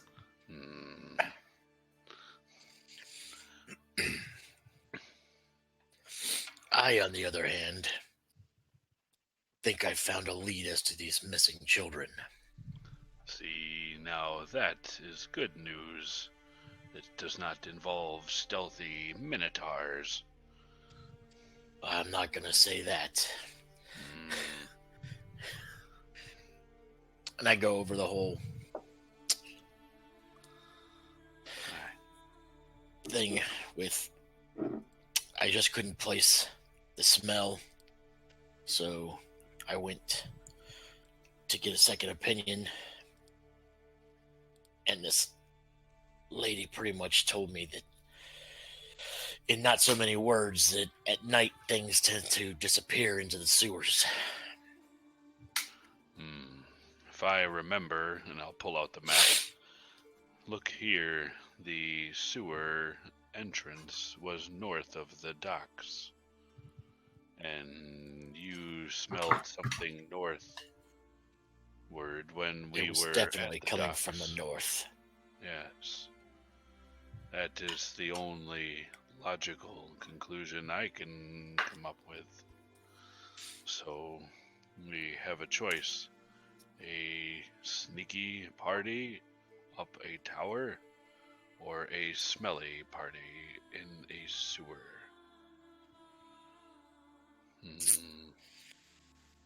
She also said something. I asked about the mayor, and she says he still walks at night. That he is does still this woman walking. know so much? Well, in my clan, we used to have elders that could see the unseen. spoke to spirits.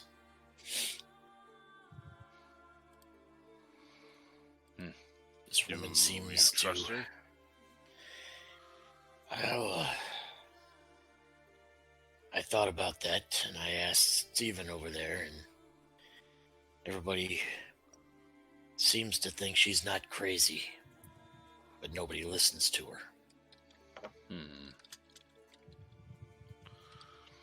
And from Stephen's opinion and from your observation, we can trust this knowledge. It seems fortuitous that this woman would point us to a sewer.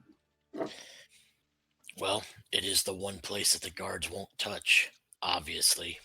Well, they won't touch the tower either, but they'll guard it.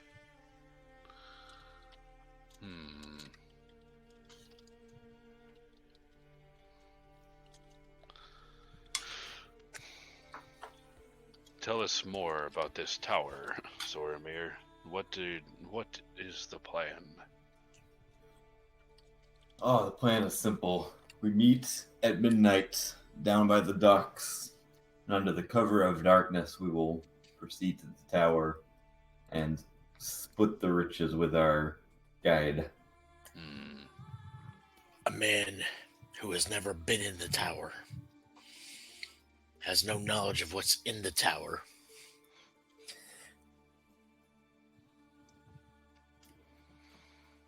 Well, I just don't know.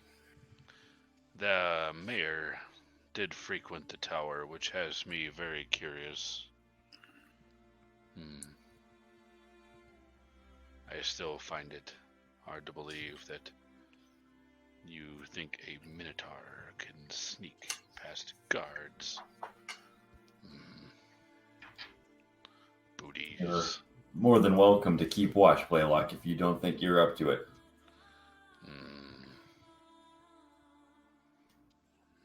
We may end up fighting the guards, and that never bodes well. We're already on sketchy ground as it is, being non-humans. You are okay. They seem to enjoy your presence. Could give them what they all seem to really be after and distract with a song and dance. So the sneakiest among us will sing to the guards while the rest of us go in the tower. Saying it lowers the level of sneak you need to achieve. True. I'd do this just to hear you sing. Don't expect bard level singing there. Bard. I've heard bard level singing and dancing, and it was not very pleasant.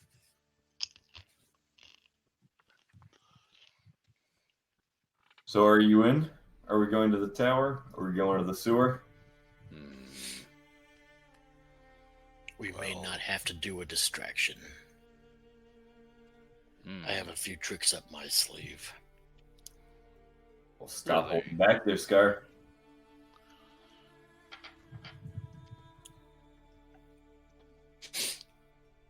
We will just have to see what happens if we get there. No, you're the one being very mischievous. I can't give all my secrets away.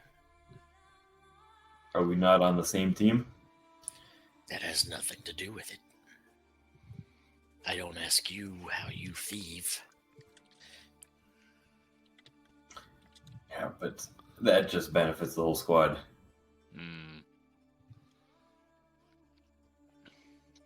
So, what shall we do in the meanwhile, since we have some time to kill? Well, we can do some investigation of the docks ourselves. True. maybe maybe we can talk to the dock master and find out about your orc friend. That is an option. Hmm.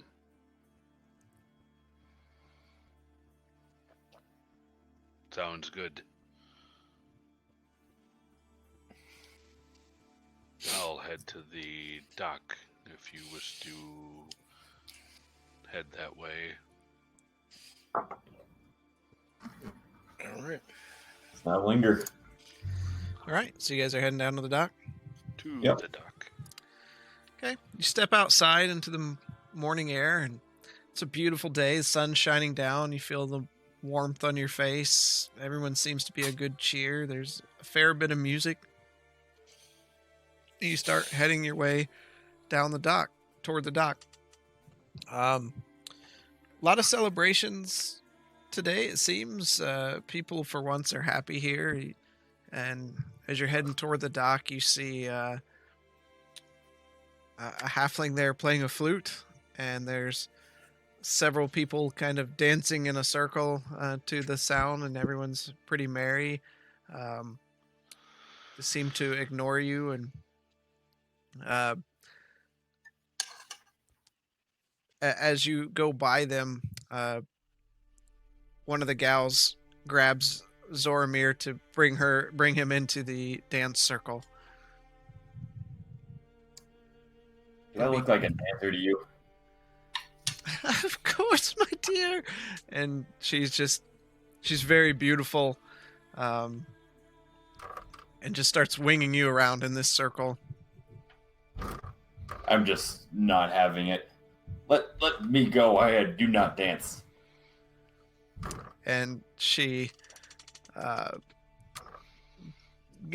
grabs hold of your back as you dance around, and then her hand kind of slides down your arm, and she kind of flings you off into the street where Scar and Blaylock are. Sorry, I think I heard eating above me. You what? What's this? Anyway, continue. Okay. Well, you don't sing, you don't dance. You're not a very typical halfling. Have I ever seemed like a typical halfling? No. I've seen you fight. There's no halfling about that fighting I've seen.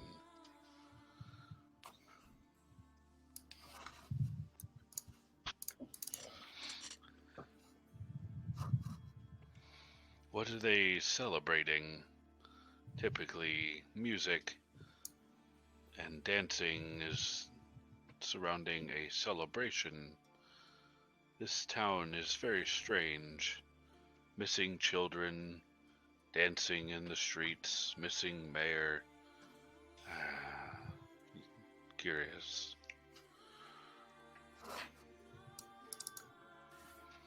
I kind of gesture at Scar and Blaylock to come over to a quieter section of the festivities, and I kind of get them to huddle around, and You pull them off to the side, and as you go over there, the dancing party of folks and the halfling get up, and they just start moving down the street away from toward the main areas.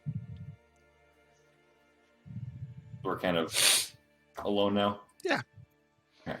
I get them all huddled around, and I say, "Check this out. I just got handed this piece of paper, and I kind of unfurl it in front of them so they can see it too."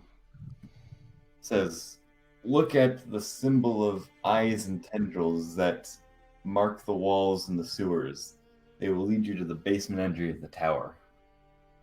Marked Rowan." There we go. That's our inn. This is wrapping up quite smoothly. Too smoothly. So, looks like we'll be stealthy, smelly adventurers today. Well, we do better.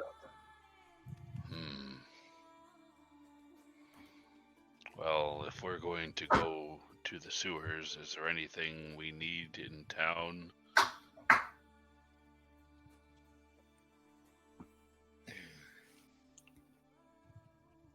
I did not check to see what Kayleen had to offer for merchandise, as I was there just to ask about the smell.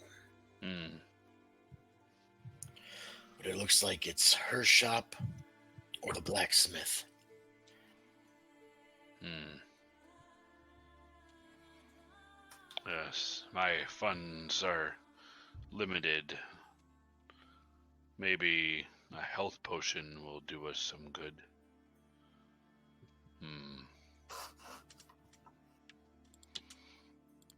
Okay, I guess I'll head over to the Kayleen's oddities. Okay. Are all of you going? We'll come along. Scar? Yeah, I'll go, but I'm not going in.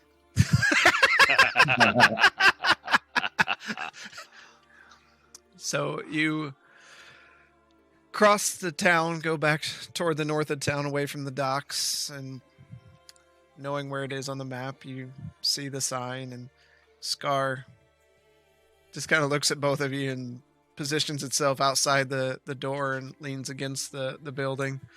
Good luck, you two. And She's creepy. you go in and you see the dust-covered spider webs and light candles around there, and out of the back you see this very old woman come forward with long stringy white hair, and she's hunched over, and her fingernails are unusually long, one eye completely white, and she's just kind of got a smile on her face. How can I help you? It appears you've already helped us last night. We are friends of Scar, the gnoll you spoke to. Yes, I smell him outside. Also, it appears Stephen from the tavern also speaks highly of you, but how are we to trust the information you provided seamlessly from nowhere? One trusts the trust, if they must, the must.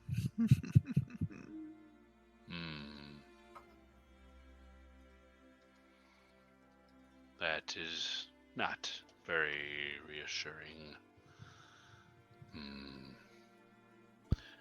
Do you have any potions of healing? Yes, yes. She turns and grabs a small wooden crate that has a wooden handle over, but separating three potions of healings on each side. She grabs them and sets them up on the counter, and as she moves her hands, you hear her fingernails tink against the glass vials of the potions. Just tink, tink, tink. This is what you seek. Yes. How much for the lot of them? They are 50 gold pieces each. There is some kind of underground market of some sort. They're always 50 gold. Never has nobody ever heard of bargaining. The components are challenging to acquire. I'll take one. She slowly takes one in one hand and places her palm out in the other. Thank you. Tell me, what do you know of these shards? You seem like you have heard a few tales before in your time. Do you know of the Edge of Darkness? The edge, the edge, the edge. On the edge of darkness. You seek that which you can't obtain. Folly is to blame. The loss you've incurred so deep already bothers you in your sleep.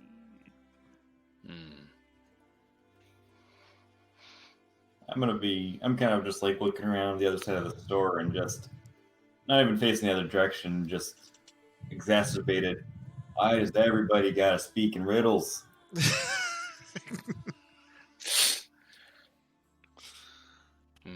This is true.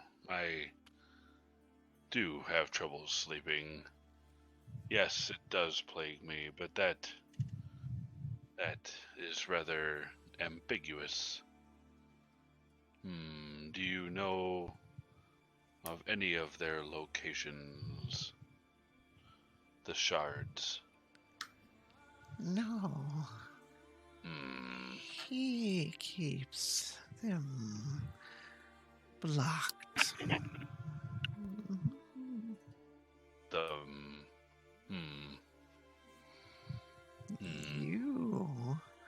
You know of whom I speak. I am afraid I do. And that's what concerns me. Thank you. And her head snaps over to Zoromir. Don't touch that unless you want to pay for it! I just kind of jump a little bit and just put it back down on the shelf. Jeez, no need to be rude. Yes.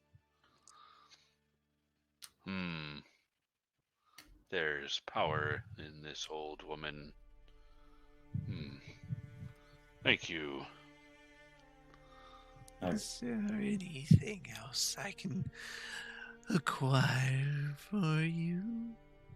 I'm gonna walk over to the counter and kind of look into the box she had pulled out and give it a little jiggle to hear the potion bottles clatter and just.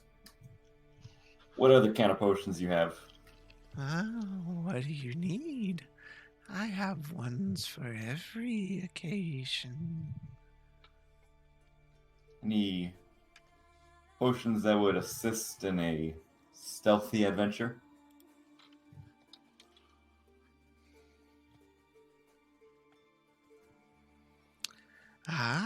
Yes, yes.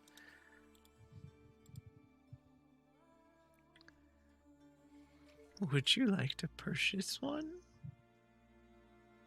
What do we have? What are we talking? A potion of invisibility, of course.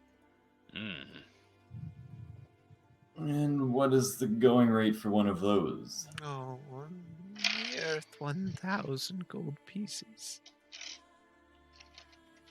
How about 10? 10? No. Doesn't even get you a taste.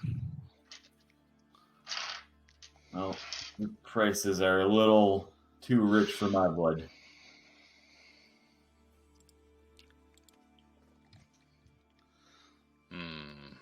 Powerful potion. Tempting. Thank you, Kayleen.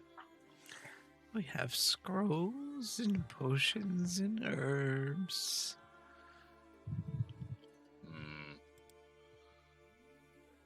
What kind of scrolls do you have? What do you need?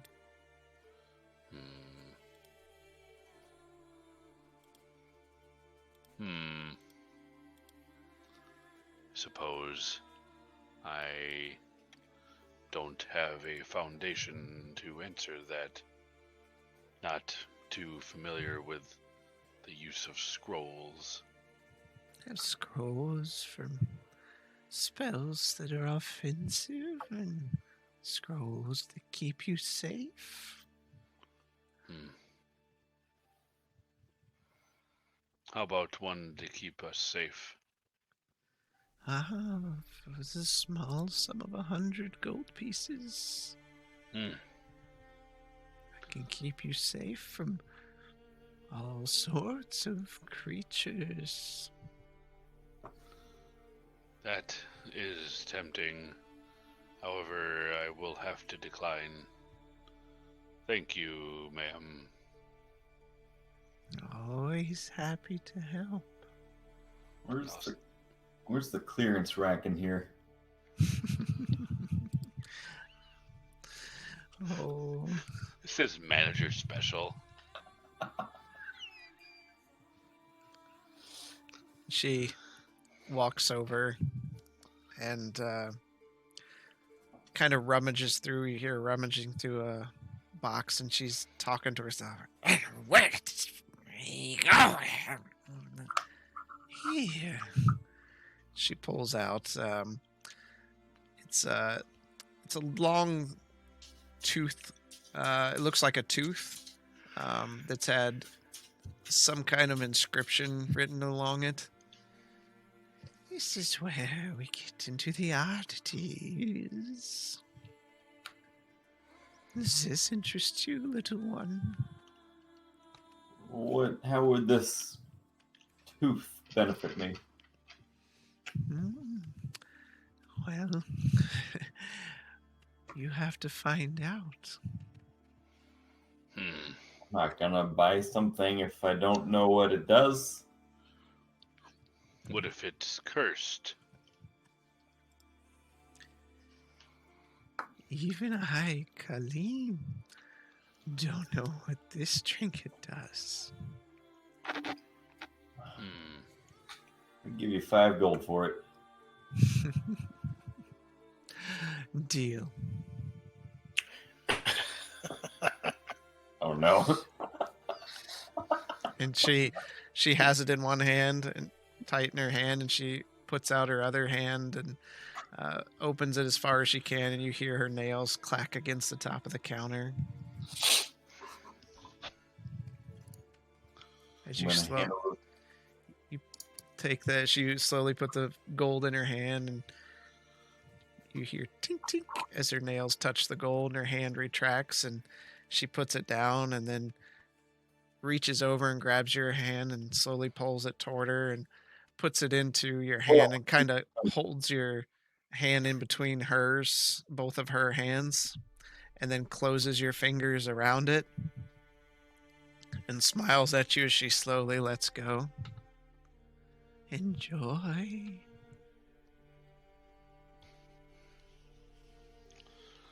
What do I call this thing? For right now, just a tooth with writing on it or something like that.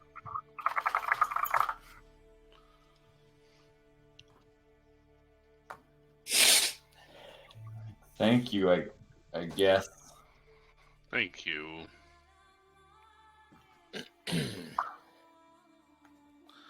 Let's go.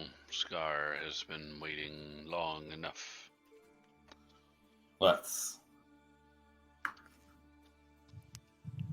Have a good day.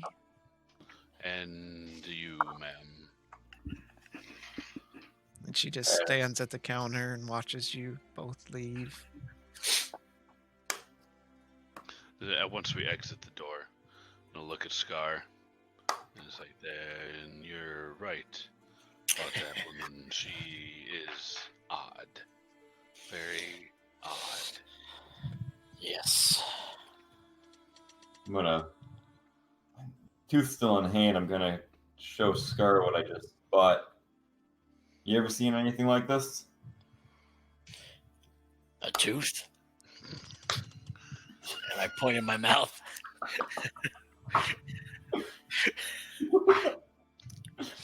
No, the engravings on it. I'll look at it. Yeah. Nothing like you've seen before. Nothing tribal or anything that would set off any memory of what it might be. Give me a few minutes and I can identify it. Let's walk over here to the side for a moment. We're not Please. standing in front of her door. I'll hand the tooth over to Blaylock. Okay. And I'll begin. I'll be in casting identify item. Okay. So you begin casting it in the middle of the street. Right in the middle of the street. People kind of standing there wondering what you're doing, but as close as you are to Colleen's, it's not uncommon. You start getting in your mind as you try to gain information from this object. It's resisting telling you anything about it. This is a tooth. I cannot surmise anything else about this. It's very odd. Does he feel it There's resisting? certainly something there, but I cannot decipher it. Be very wary of this tooth.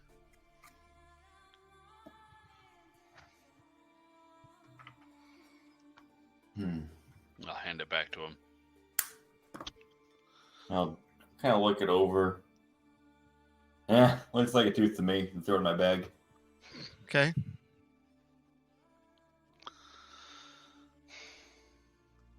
Okay, shall we continue? Oh, by the way, who does not have a potion of healing? I do not. I have one. Here, take this. And I'll hand him the potion of healing about. You do realize we could have just used some of the group fund for that. I always forget about this group fund. One day I will remember instead of spending all of my own money.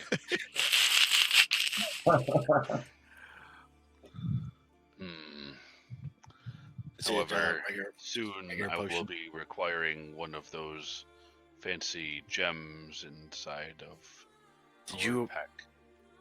You already have one. Did you? You had that diamond one. Was it a diamond? I didn't add it to my inventory. No, it wasn't a diamond. It was a ruby. Was it a ruby? I tried putting in ruby, but it was a fairly pricey item, so I was like, that can't be right. All right, adding it now. Shall we continue? So back to the dock. To the dock.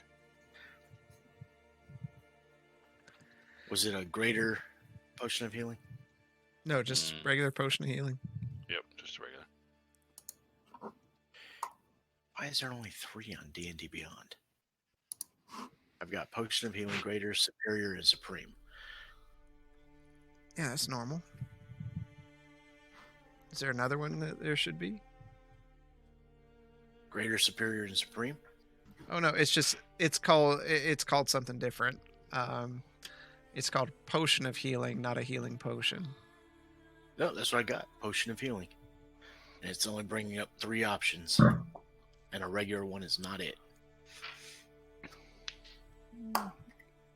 We'll look at it later. Yeah, it should come up.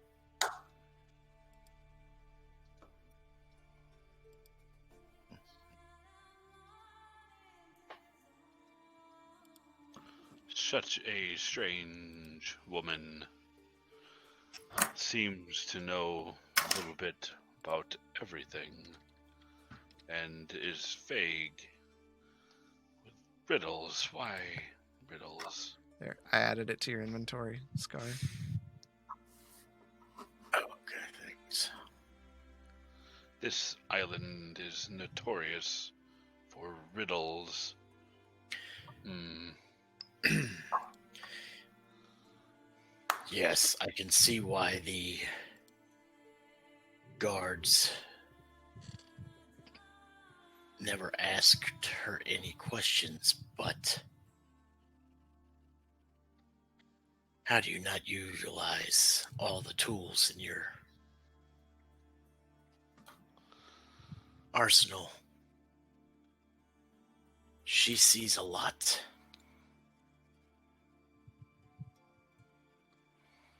Hmm. Perhaps they all just write her off for being crazy lady. A crazy riddler teller.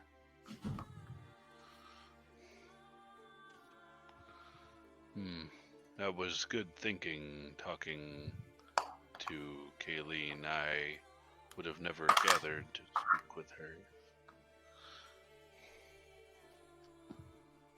What other shops are in town? There's a blacksmith.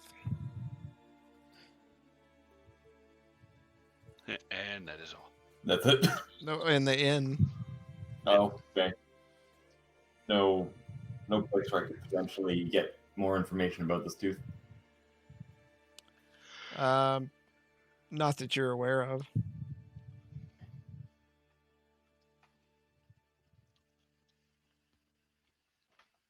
So where you? To the docks, then.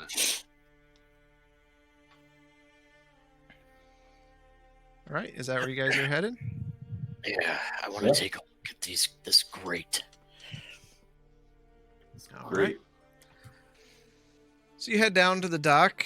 It's just a little past noontime.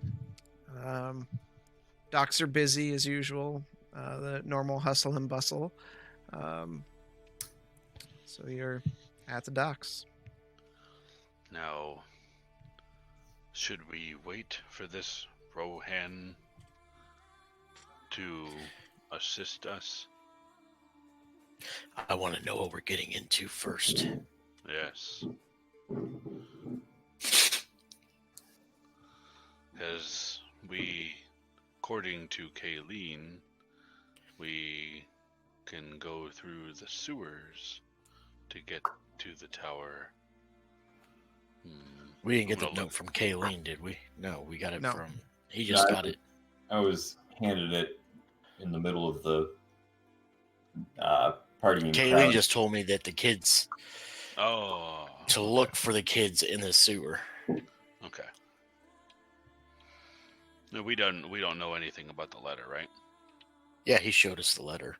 Oh, well, that's right. Okay, good. So it seems this is all connected. The mayor, the tower, the sewers, the children. Something's awfully fishy here.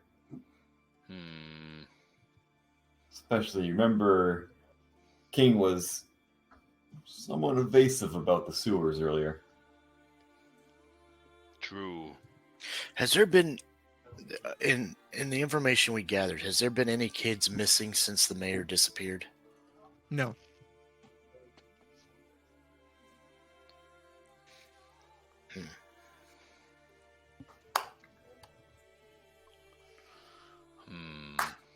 Shall we go north and look at the sewer? Sounds like a plan.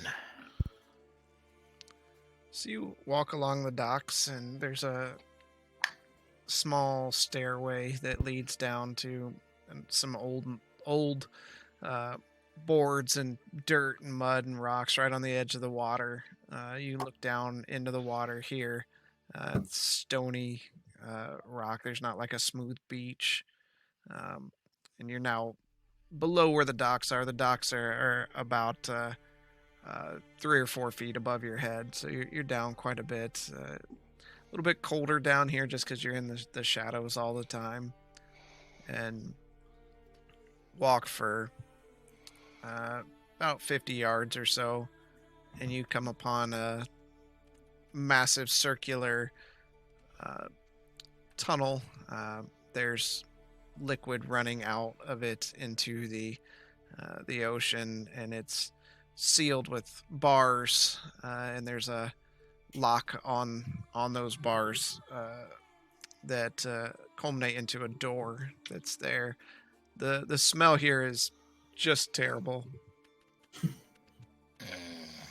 Hmm. Does Lovely place here. Hmm. anybody know how to pick a lock around here? Oh yeah, I do. When you We are quick-witted today, I see. Must have been all of that sleep. why are you so concerned with my sleep, Blaylock? Because you are just as chipper when it's the evening as you are when it's early in the morning. Have you seen how small He I am? fits. I don't require much energy. Hmm. He physically looks like he hasn't slept. I do. You A did. bit, yeah. And those bags under your eyes are a fairly good indication of your sleeping habits. It doesn't as much look like he's tired as much as he just looks gaunt.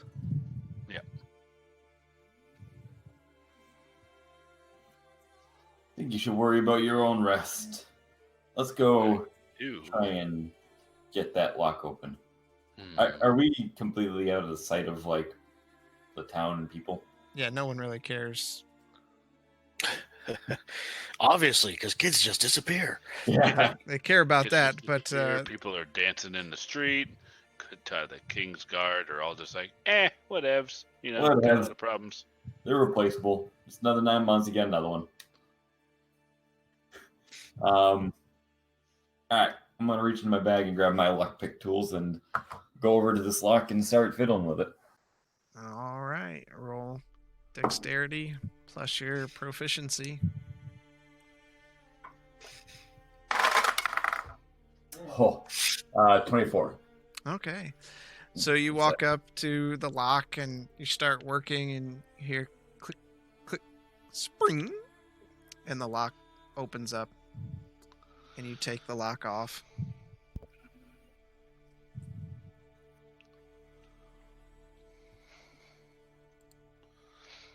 So that'll be just 1 second.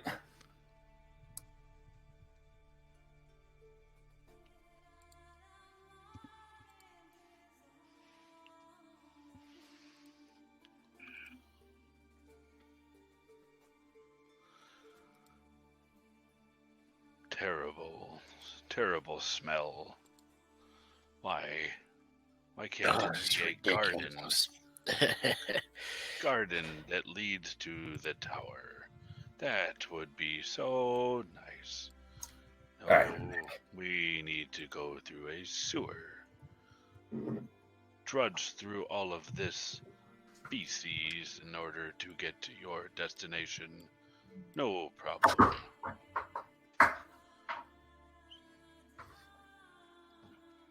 And here you are.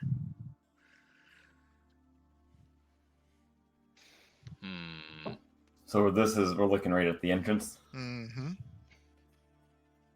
and I successfully picked it. Mm-hmm. All right.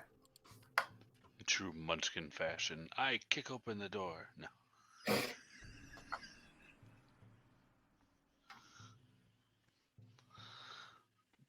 Zoramir, would you care to take point?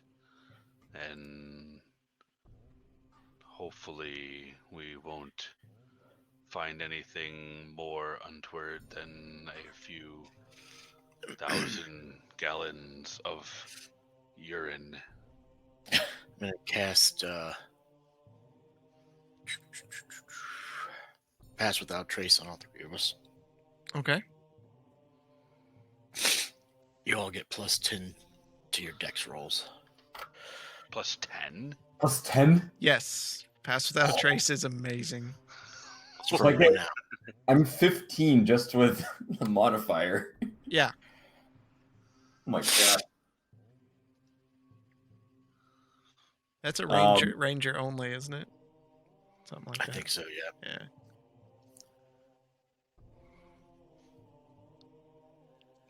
Yeah. So you slowly open the gate.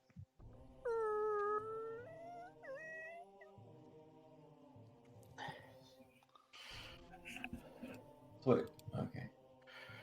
So why do we get it? Why does that add to the dex and not stealth? It does. It's dex stealth. Your dex stealth save. Has a plus 10 bonus to dexterity stealth checks. Oh, okay. Oh, gotcha. Okay.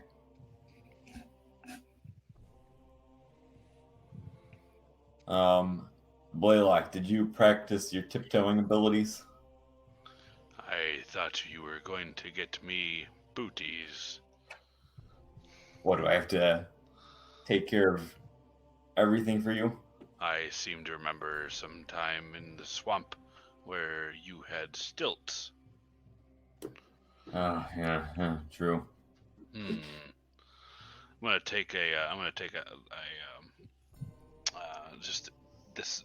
I'm gonna take some like sludge off the side of the wall, and I'm gonna smell it.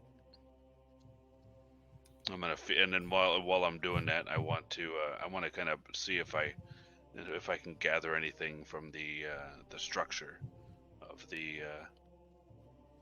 sewer. Okay. Roll a history check. Yes. Nat 20. Really? Yes, for history. You finally get the history. I do. I do get the history, and I get a nat 20. It's amazing. I am so historical. 1 second.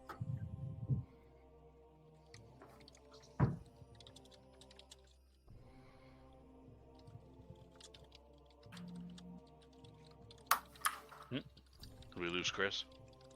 1 second. Oh, okay.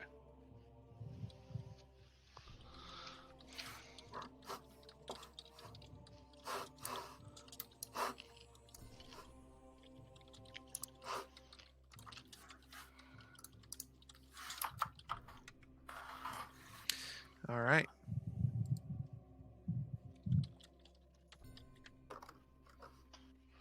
This is very curious. These walls have been here much longer than they should have been. It's almost like the town was built on top of the foundation or hovel of another structure. This is earlier than the city above.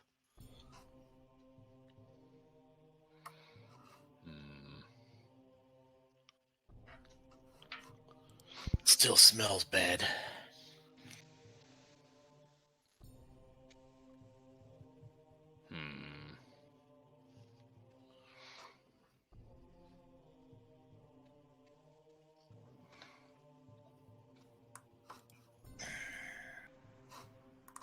Well, shall we go forth? Yes, but let's be quiet about it. And we're looking for a tentacle, an eye with a tentacle on the wall. We're looking for a symbol of eyes and tendrils that mark the walls and the sewers. They will lead us to the basement entry of the tower. I'm gonna stealth it. Okay. Yep. 25 plus 8. I'm at 24. That was a low roll to have 24. Yeah, so Oh, it was. Blaylock? Oh, Stealth wait. What was the modifier we got? Plus 10? Yeah. 10. plus 10. Oh, never mind. I'm at 34? 29 then. Okay. I'm at 34. So just add. Add 10 to my stealth check. Yeah, Yep. take your roll plus your modifier and then add 10. 20. There you go. You rolled poorly. Mm-hmm. You all feel stealthy. I'm gonna lead the charge, walk in about 15 feet, and then look around, see if I start to see any, or just kind of see what I see. All right, roll a perception.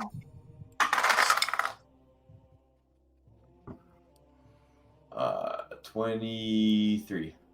Okay. Just past the eyesight, if you were at the entrance, you do see a small picture of an eye with tendrils of light behind it. You said that's about at the limit of what I can see. No, at the limit. If you were at the entrance of the tunnel, Yeah. it would be at the limit of what you could see, but you can see it clearly marked here. Okay. Scar, where do you want to be? I'll take the other wall. Like here? Yep. Hmm. I'm gonna try not walking in the nastiness. Yeah, it's not deep. It's just, it's there. I'll follow behind Zoramir. I'm gonna take a cloth out of my bag and I'm going to imbue it with something that smells like the grasslands from back home Okay. and wrap it around my mouth like a bandana mask thing. Well, now you're just smelling shitty grass.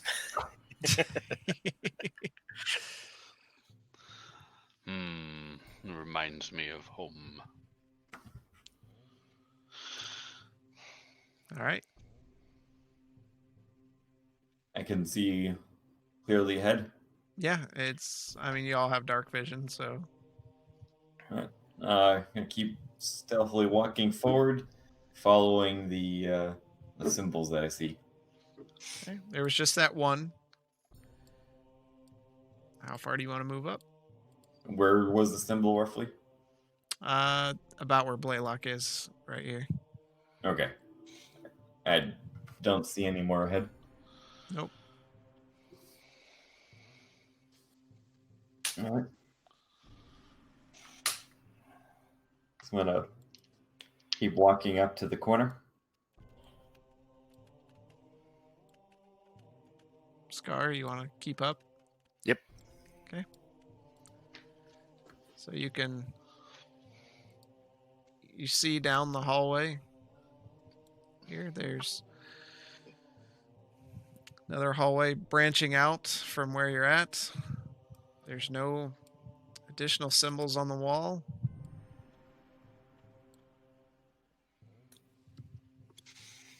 I don't see anything ahead. Nope. All More right. tunnel goes further down, and tunnel goes to the right. I'm actually gonna go back to the symbols that I saw on the wall. Okay.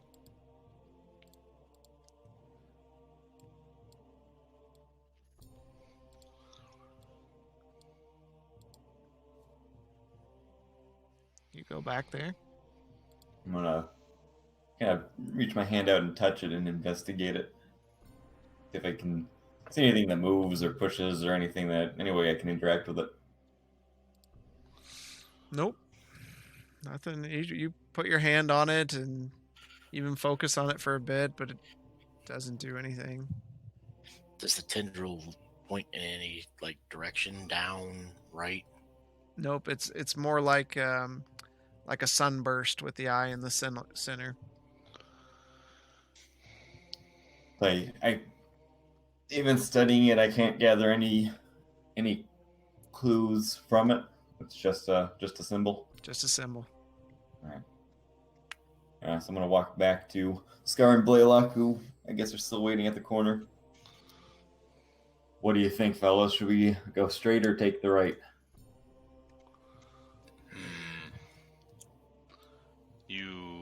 Well,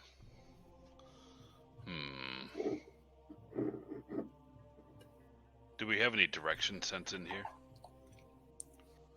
So we know that this is north. Do we know what's west, whatnot? I mean, how you are right now because of where it was. North is north, east, southwest, So where's the tower in relation to us? east. East. We should go straight. That seems will take us to the tower.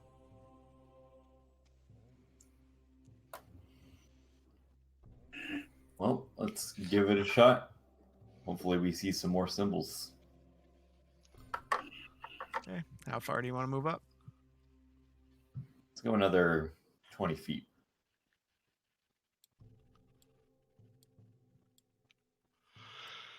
Okay. Move.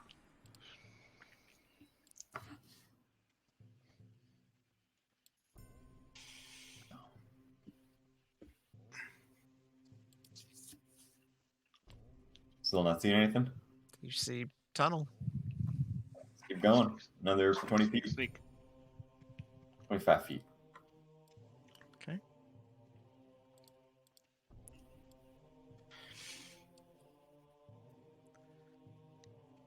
You see a small pathway or a pathway to the left. And before you, you can see that the hall that you're currently in kind of ends, and there's some grading down where the filth is coming out and running toward the entrance. I don't see anything noteworthy. Nope, just a path to the north.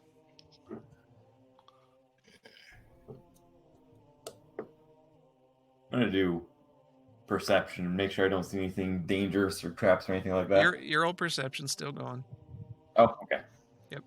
Um, I'll then let I'm you gonna know if you need to when it runs out. okay. I'm gonna walk up to the corner and peek around the corner and see what I see. Okay. Peek around the corner.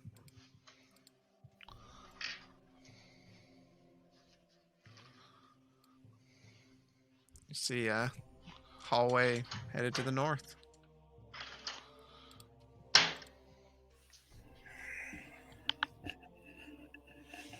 Laylock, Scar, are you keeping up with me or am I going by myself? I'm keeping up on the other side of the wall. Behind you. Okay. What do you think? Should we go down this hallway or the one before? I think this one. Yeah, I have no idea.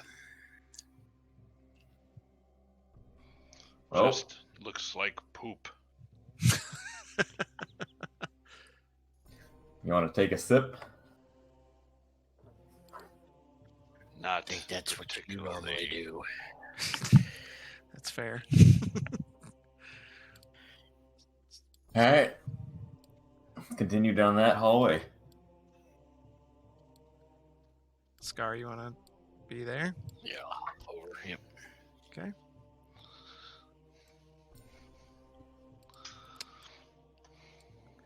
You see this hallway also ends with a smaller grate where the filth is flowing down southward toward you, and the hallway goes to the left,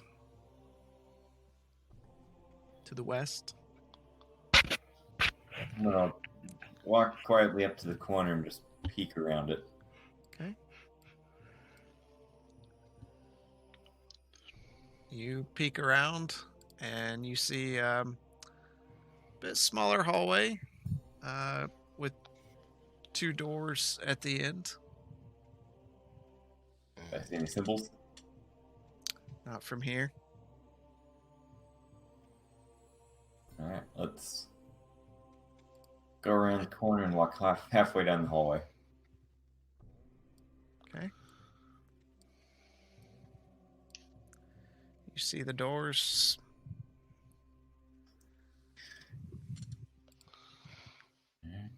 I'm gonna walk up to the door and just kind of put my ear to it and see if I can hear anything. Okay. Scar, are you going with him? Yep. You put your ear up to the door, You don't hear anything, but it's been there quite some time. The wood has rotted away a lot, and even as you barely touch it, the door kind of moves inward. What do you think? Should we open it? Hmm. Does it look like it's been touched? It doesn't Recently? seem like anyone has been here in a very long time.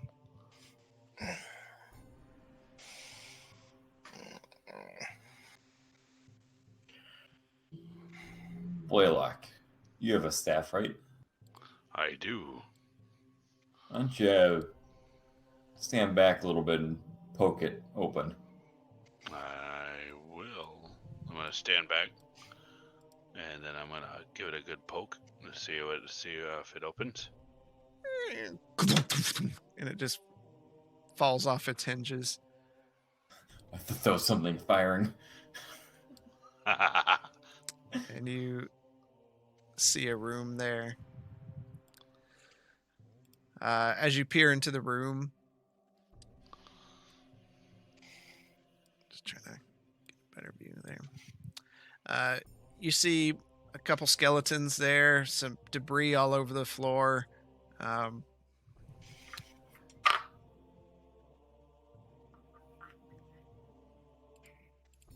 That's what you have.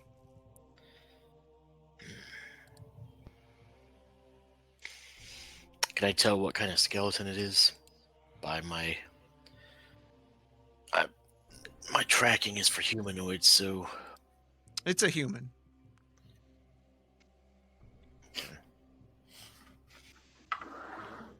Hmm.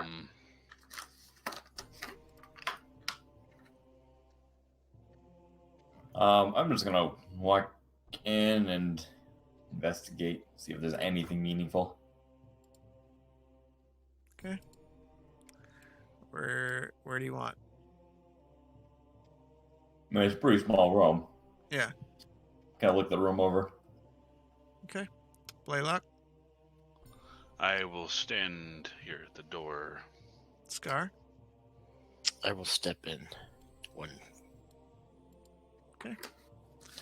All right. Roll an investigation. with advantage. I'll help with this one. Okay. 14. 3. Okay. 14 plus 5 is 19. Okay.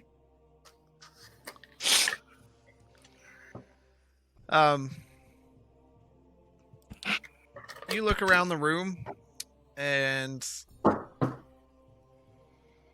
you think you see something move out of the corner of your eye, and Hmm. you hear as What is that? a cubic portion of jelly materializes in the room. Roll initiative. Hmm. Should we just run?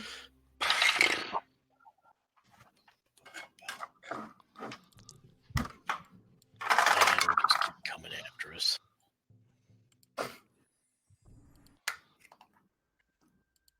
It's a poo cube. Ooh, cube. All right. Blaylock, what did you get? 9. 9? Zormir? With your modifier? Oh, I did have a modifier. 11. Zormir? 19. And Scar. 26, but I'm using my Dread Ambusher, so that makes it 31. No, God. Does that dex 29. increase your initiative? No. How much? 29? And if I attack, 29. Okay. And if I attack, I get an extra attack. Ooh. That deals an extra 1d8 damage.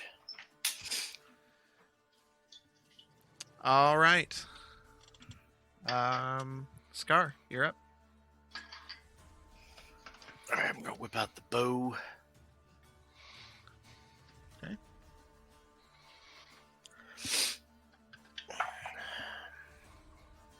18. That hits. Okay. For 6 damage. Okay. Take my second attack with that Dread Ambusher. Natural 20. All right. Dun dun dun.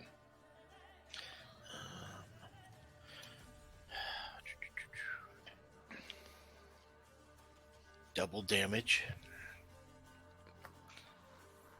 So that is 9 plus 1d8.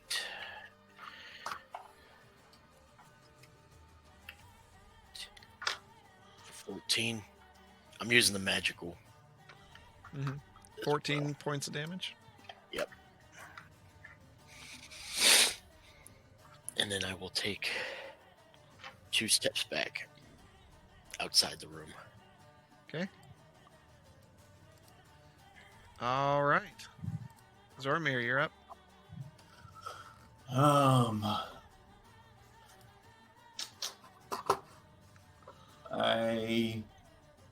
I'm gonna fire my crossbow.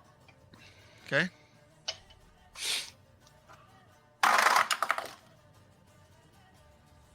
$16. That hits.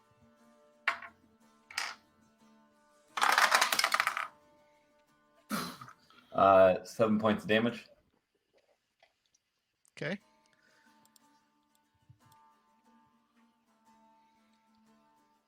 Do anything? Okay. And then I am going to disengage. Using my what is it called? Or you're not engaged. What was that? You're not engaged with it, so you can't disengage. Not engaged with it? Oh. That's only if you're right up on it. Oh, really? Yeah. Oh, okay. I'm going to dash out of the room then. Okay. And make a ranged attack.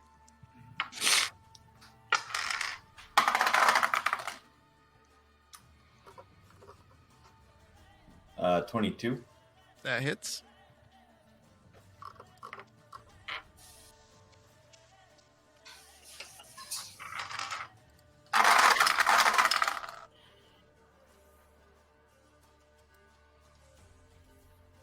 Do we still have the dex modifier?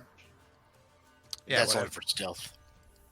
Ah, No, That was for- no, yeah, it hit. that was for- This is different. Oh, sorry. because I get my dex modifier for this. Yeah, So it doesn't apply? it does. You add your dex, dex modifier to the damage roll, and it's 3d6 But I don't get the plus 10 as well? plus 10.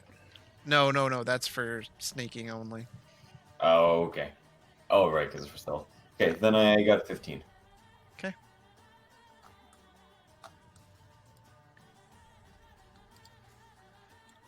All right. Blaylock, you're up.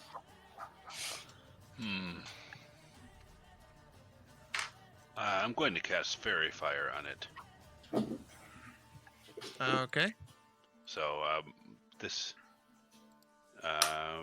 any attack roll made against an affected creature has advantage if the attacker can see it. Does it have a save?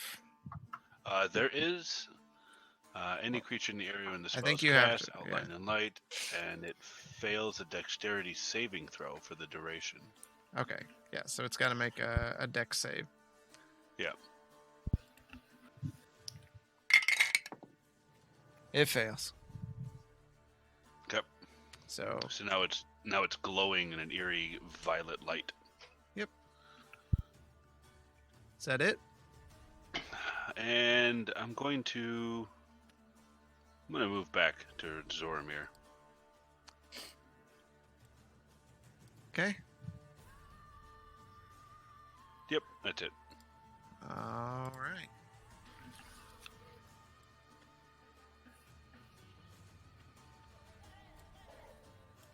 Okay. And It is going to take a swipe at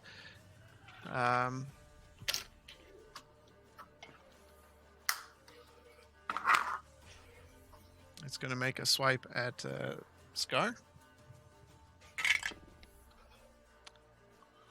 19.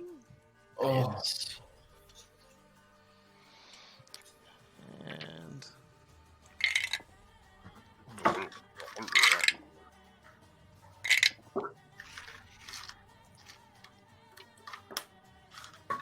for 10 points of acid damage.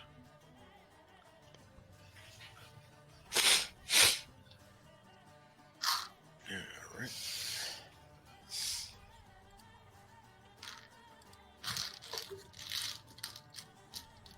You're up. All right. Shoot at it again. All right.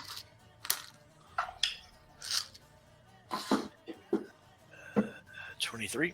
Oh, yeah.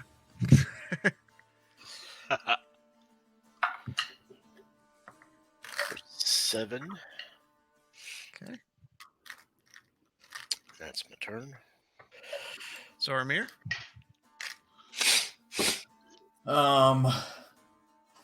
Remember, it's glowing. You have advantage. wait, what? Oh, I didn't roll. Nat 20. What it would have been. Motherfucker. Has what we've done so far appeared to do any damage? It's hard to tell.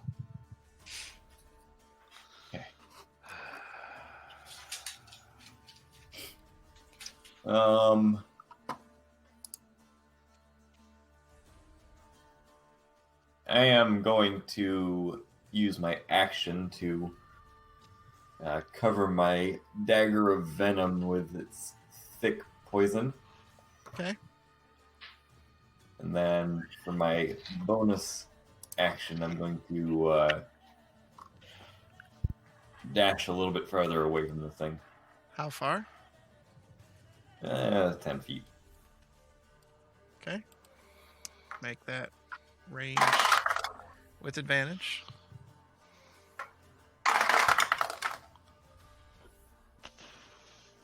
Uh, 17. Yep.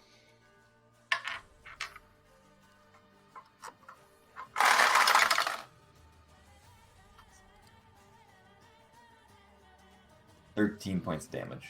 All right. Blaylock, you are up. All right, I'm curious about this this fan. While holding this fan, you use an action to cast Gust of Wind. Once used, the fan shouldn't be used again until the next dawn. Each time used again, blah blah blah blah blah. What's Gust of Wind? It's a spell.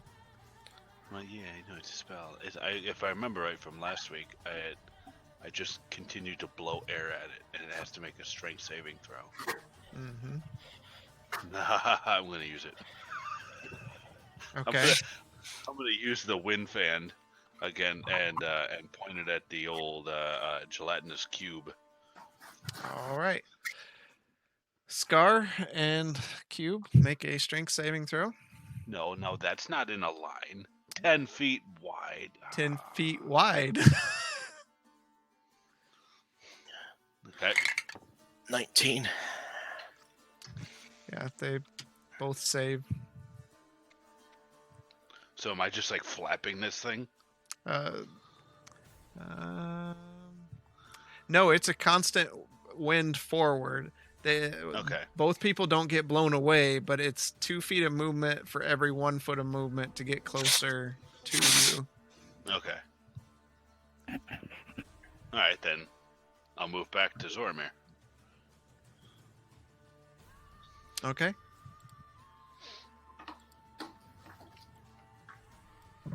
All right. Okay. That was not well thought out. Sorry, Scar.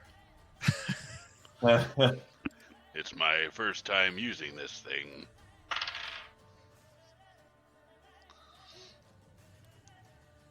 Okay. What? What? What? Scar needs to make a dexterity saving throw. Oh, I made it. 17 plus 8. Okay.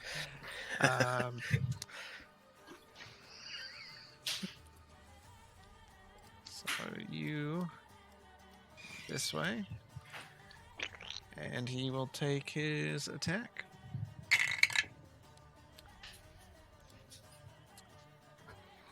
$18. Oh my god. Hits.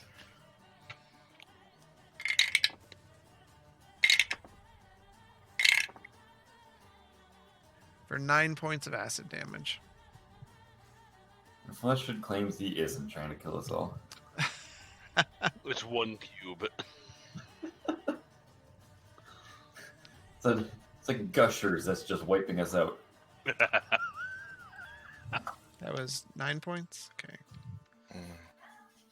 And Scar, you are up.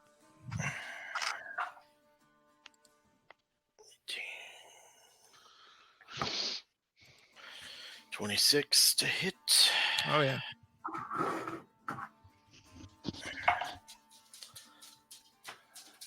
For 8. All right. Some pieces of the cube kind of splash against the wall. You hear some sizzling as it hits the wall. It's hard to tell if it's bad or good, but it doesn't seem good.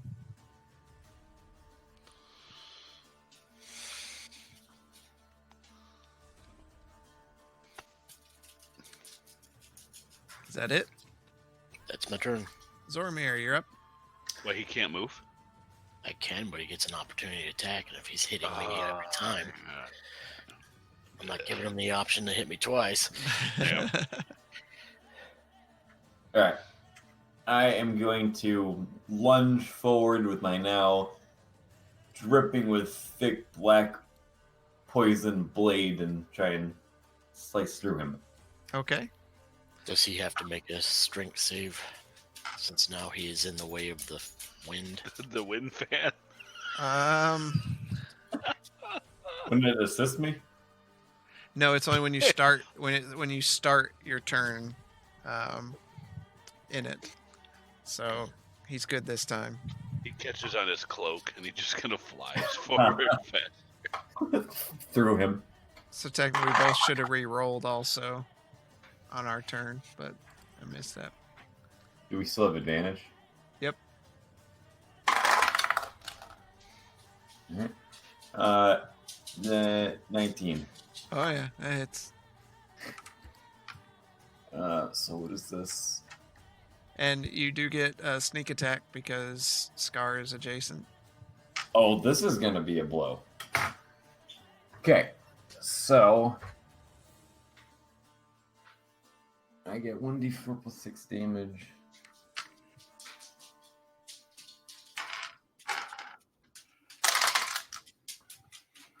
So 2 plus 6 is 8, and then my sneak attack is 3d6.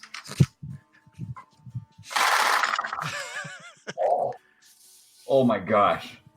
Okay, so 14 plus 8 is 22. 22 points of damage, and then 2d10 poison damage. Okay, what's the final numbers?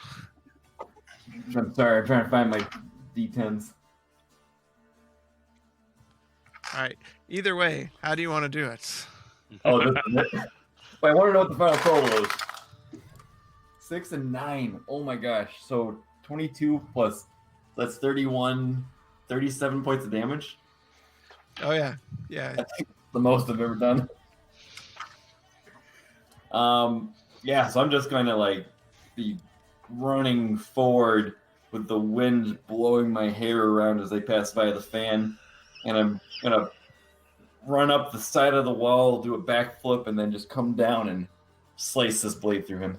All right, as you run up Naruto style and kind of start running on the side of the wall because the wind is lifting you up because you're so small, you charge forward and just thrust your dagger into it, and in a rage you just start flicking your dagger back and forth, and pieces of it start going everywhere, and eventually you catch something inside of it, and your knife just cuts right through it, and the gel just liquefies and kind of runs into the cracks of the rock, and it's dead. All right. That felt much less satisfying than having a big creature fall to the ground. How do you turn this thing off? So you flap it a couple times, and then it folds back together, and the clasp moves over on itself, and Ah, that's how it works. Cube. Poo cube. Who'd have thought we'd find a poo cube? and with your investigation from earlier, you find, looking through the room before you ran into this, you found 15 gold pieces, some rope, and 2 daggers. Are the daggers anything good? That's what you found. Okay. All right. And that's where we'll be ending it for tonight. 10 o'clock. Oops. Almost on the dot. How many feet of rope? The poo cube successfully. 15 gold. How many feet of rope? It's just put in whatever the rope is. It's like a full thing of rope. Oh, I okay. think it's 50. Yeah, it's like 50. I think it's 50 feet. Yeah. I added 15 gold to the group funds. Cool. Where's the group fund? Yeah, where is the group fund? I have it on my sheet. Oh, cool. At least someone's keeping track of it, not spending their own money on it. No, I have not spent any of it. I'm keeping track of it. Cool. But the daggers look special or anything, or are they just like regular daggers? As far as you can tell, they're just daggers. Right. Thanks everybody for watched live and later. We will be back next Monday at 7. Dun, dun, dun.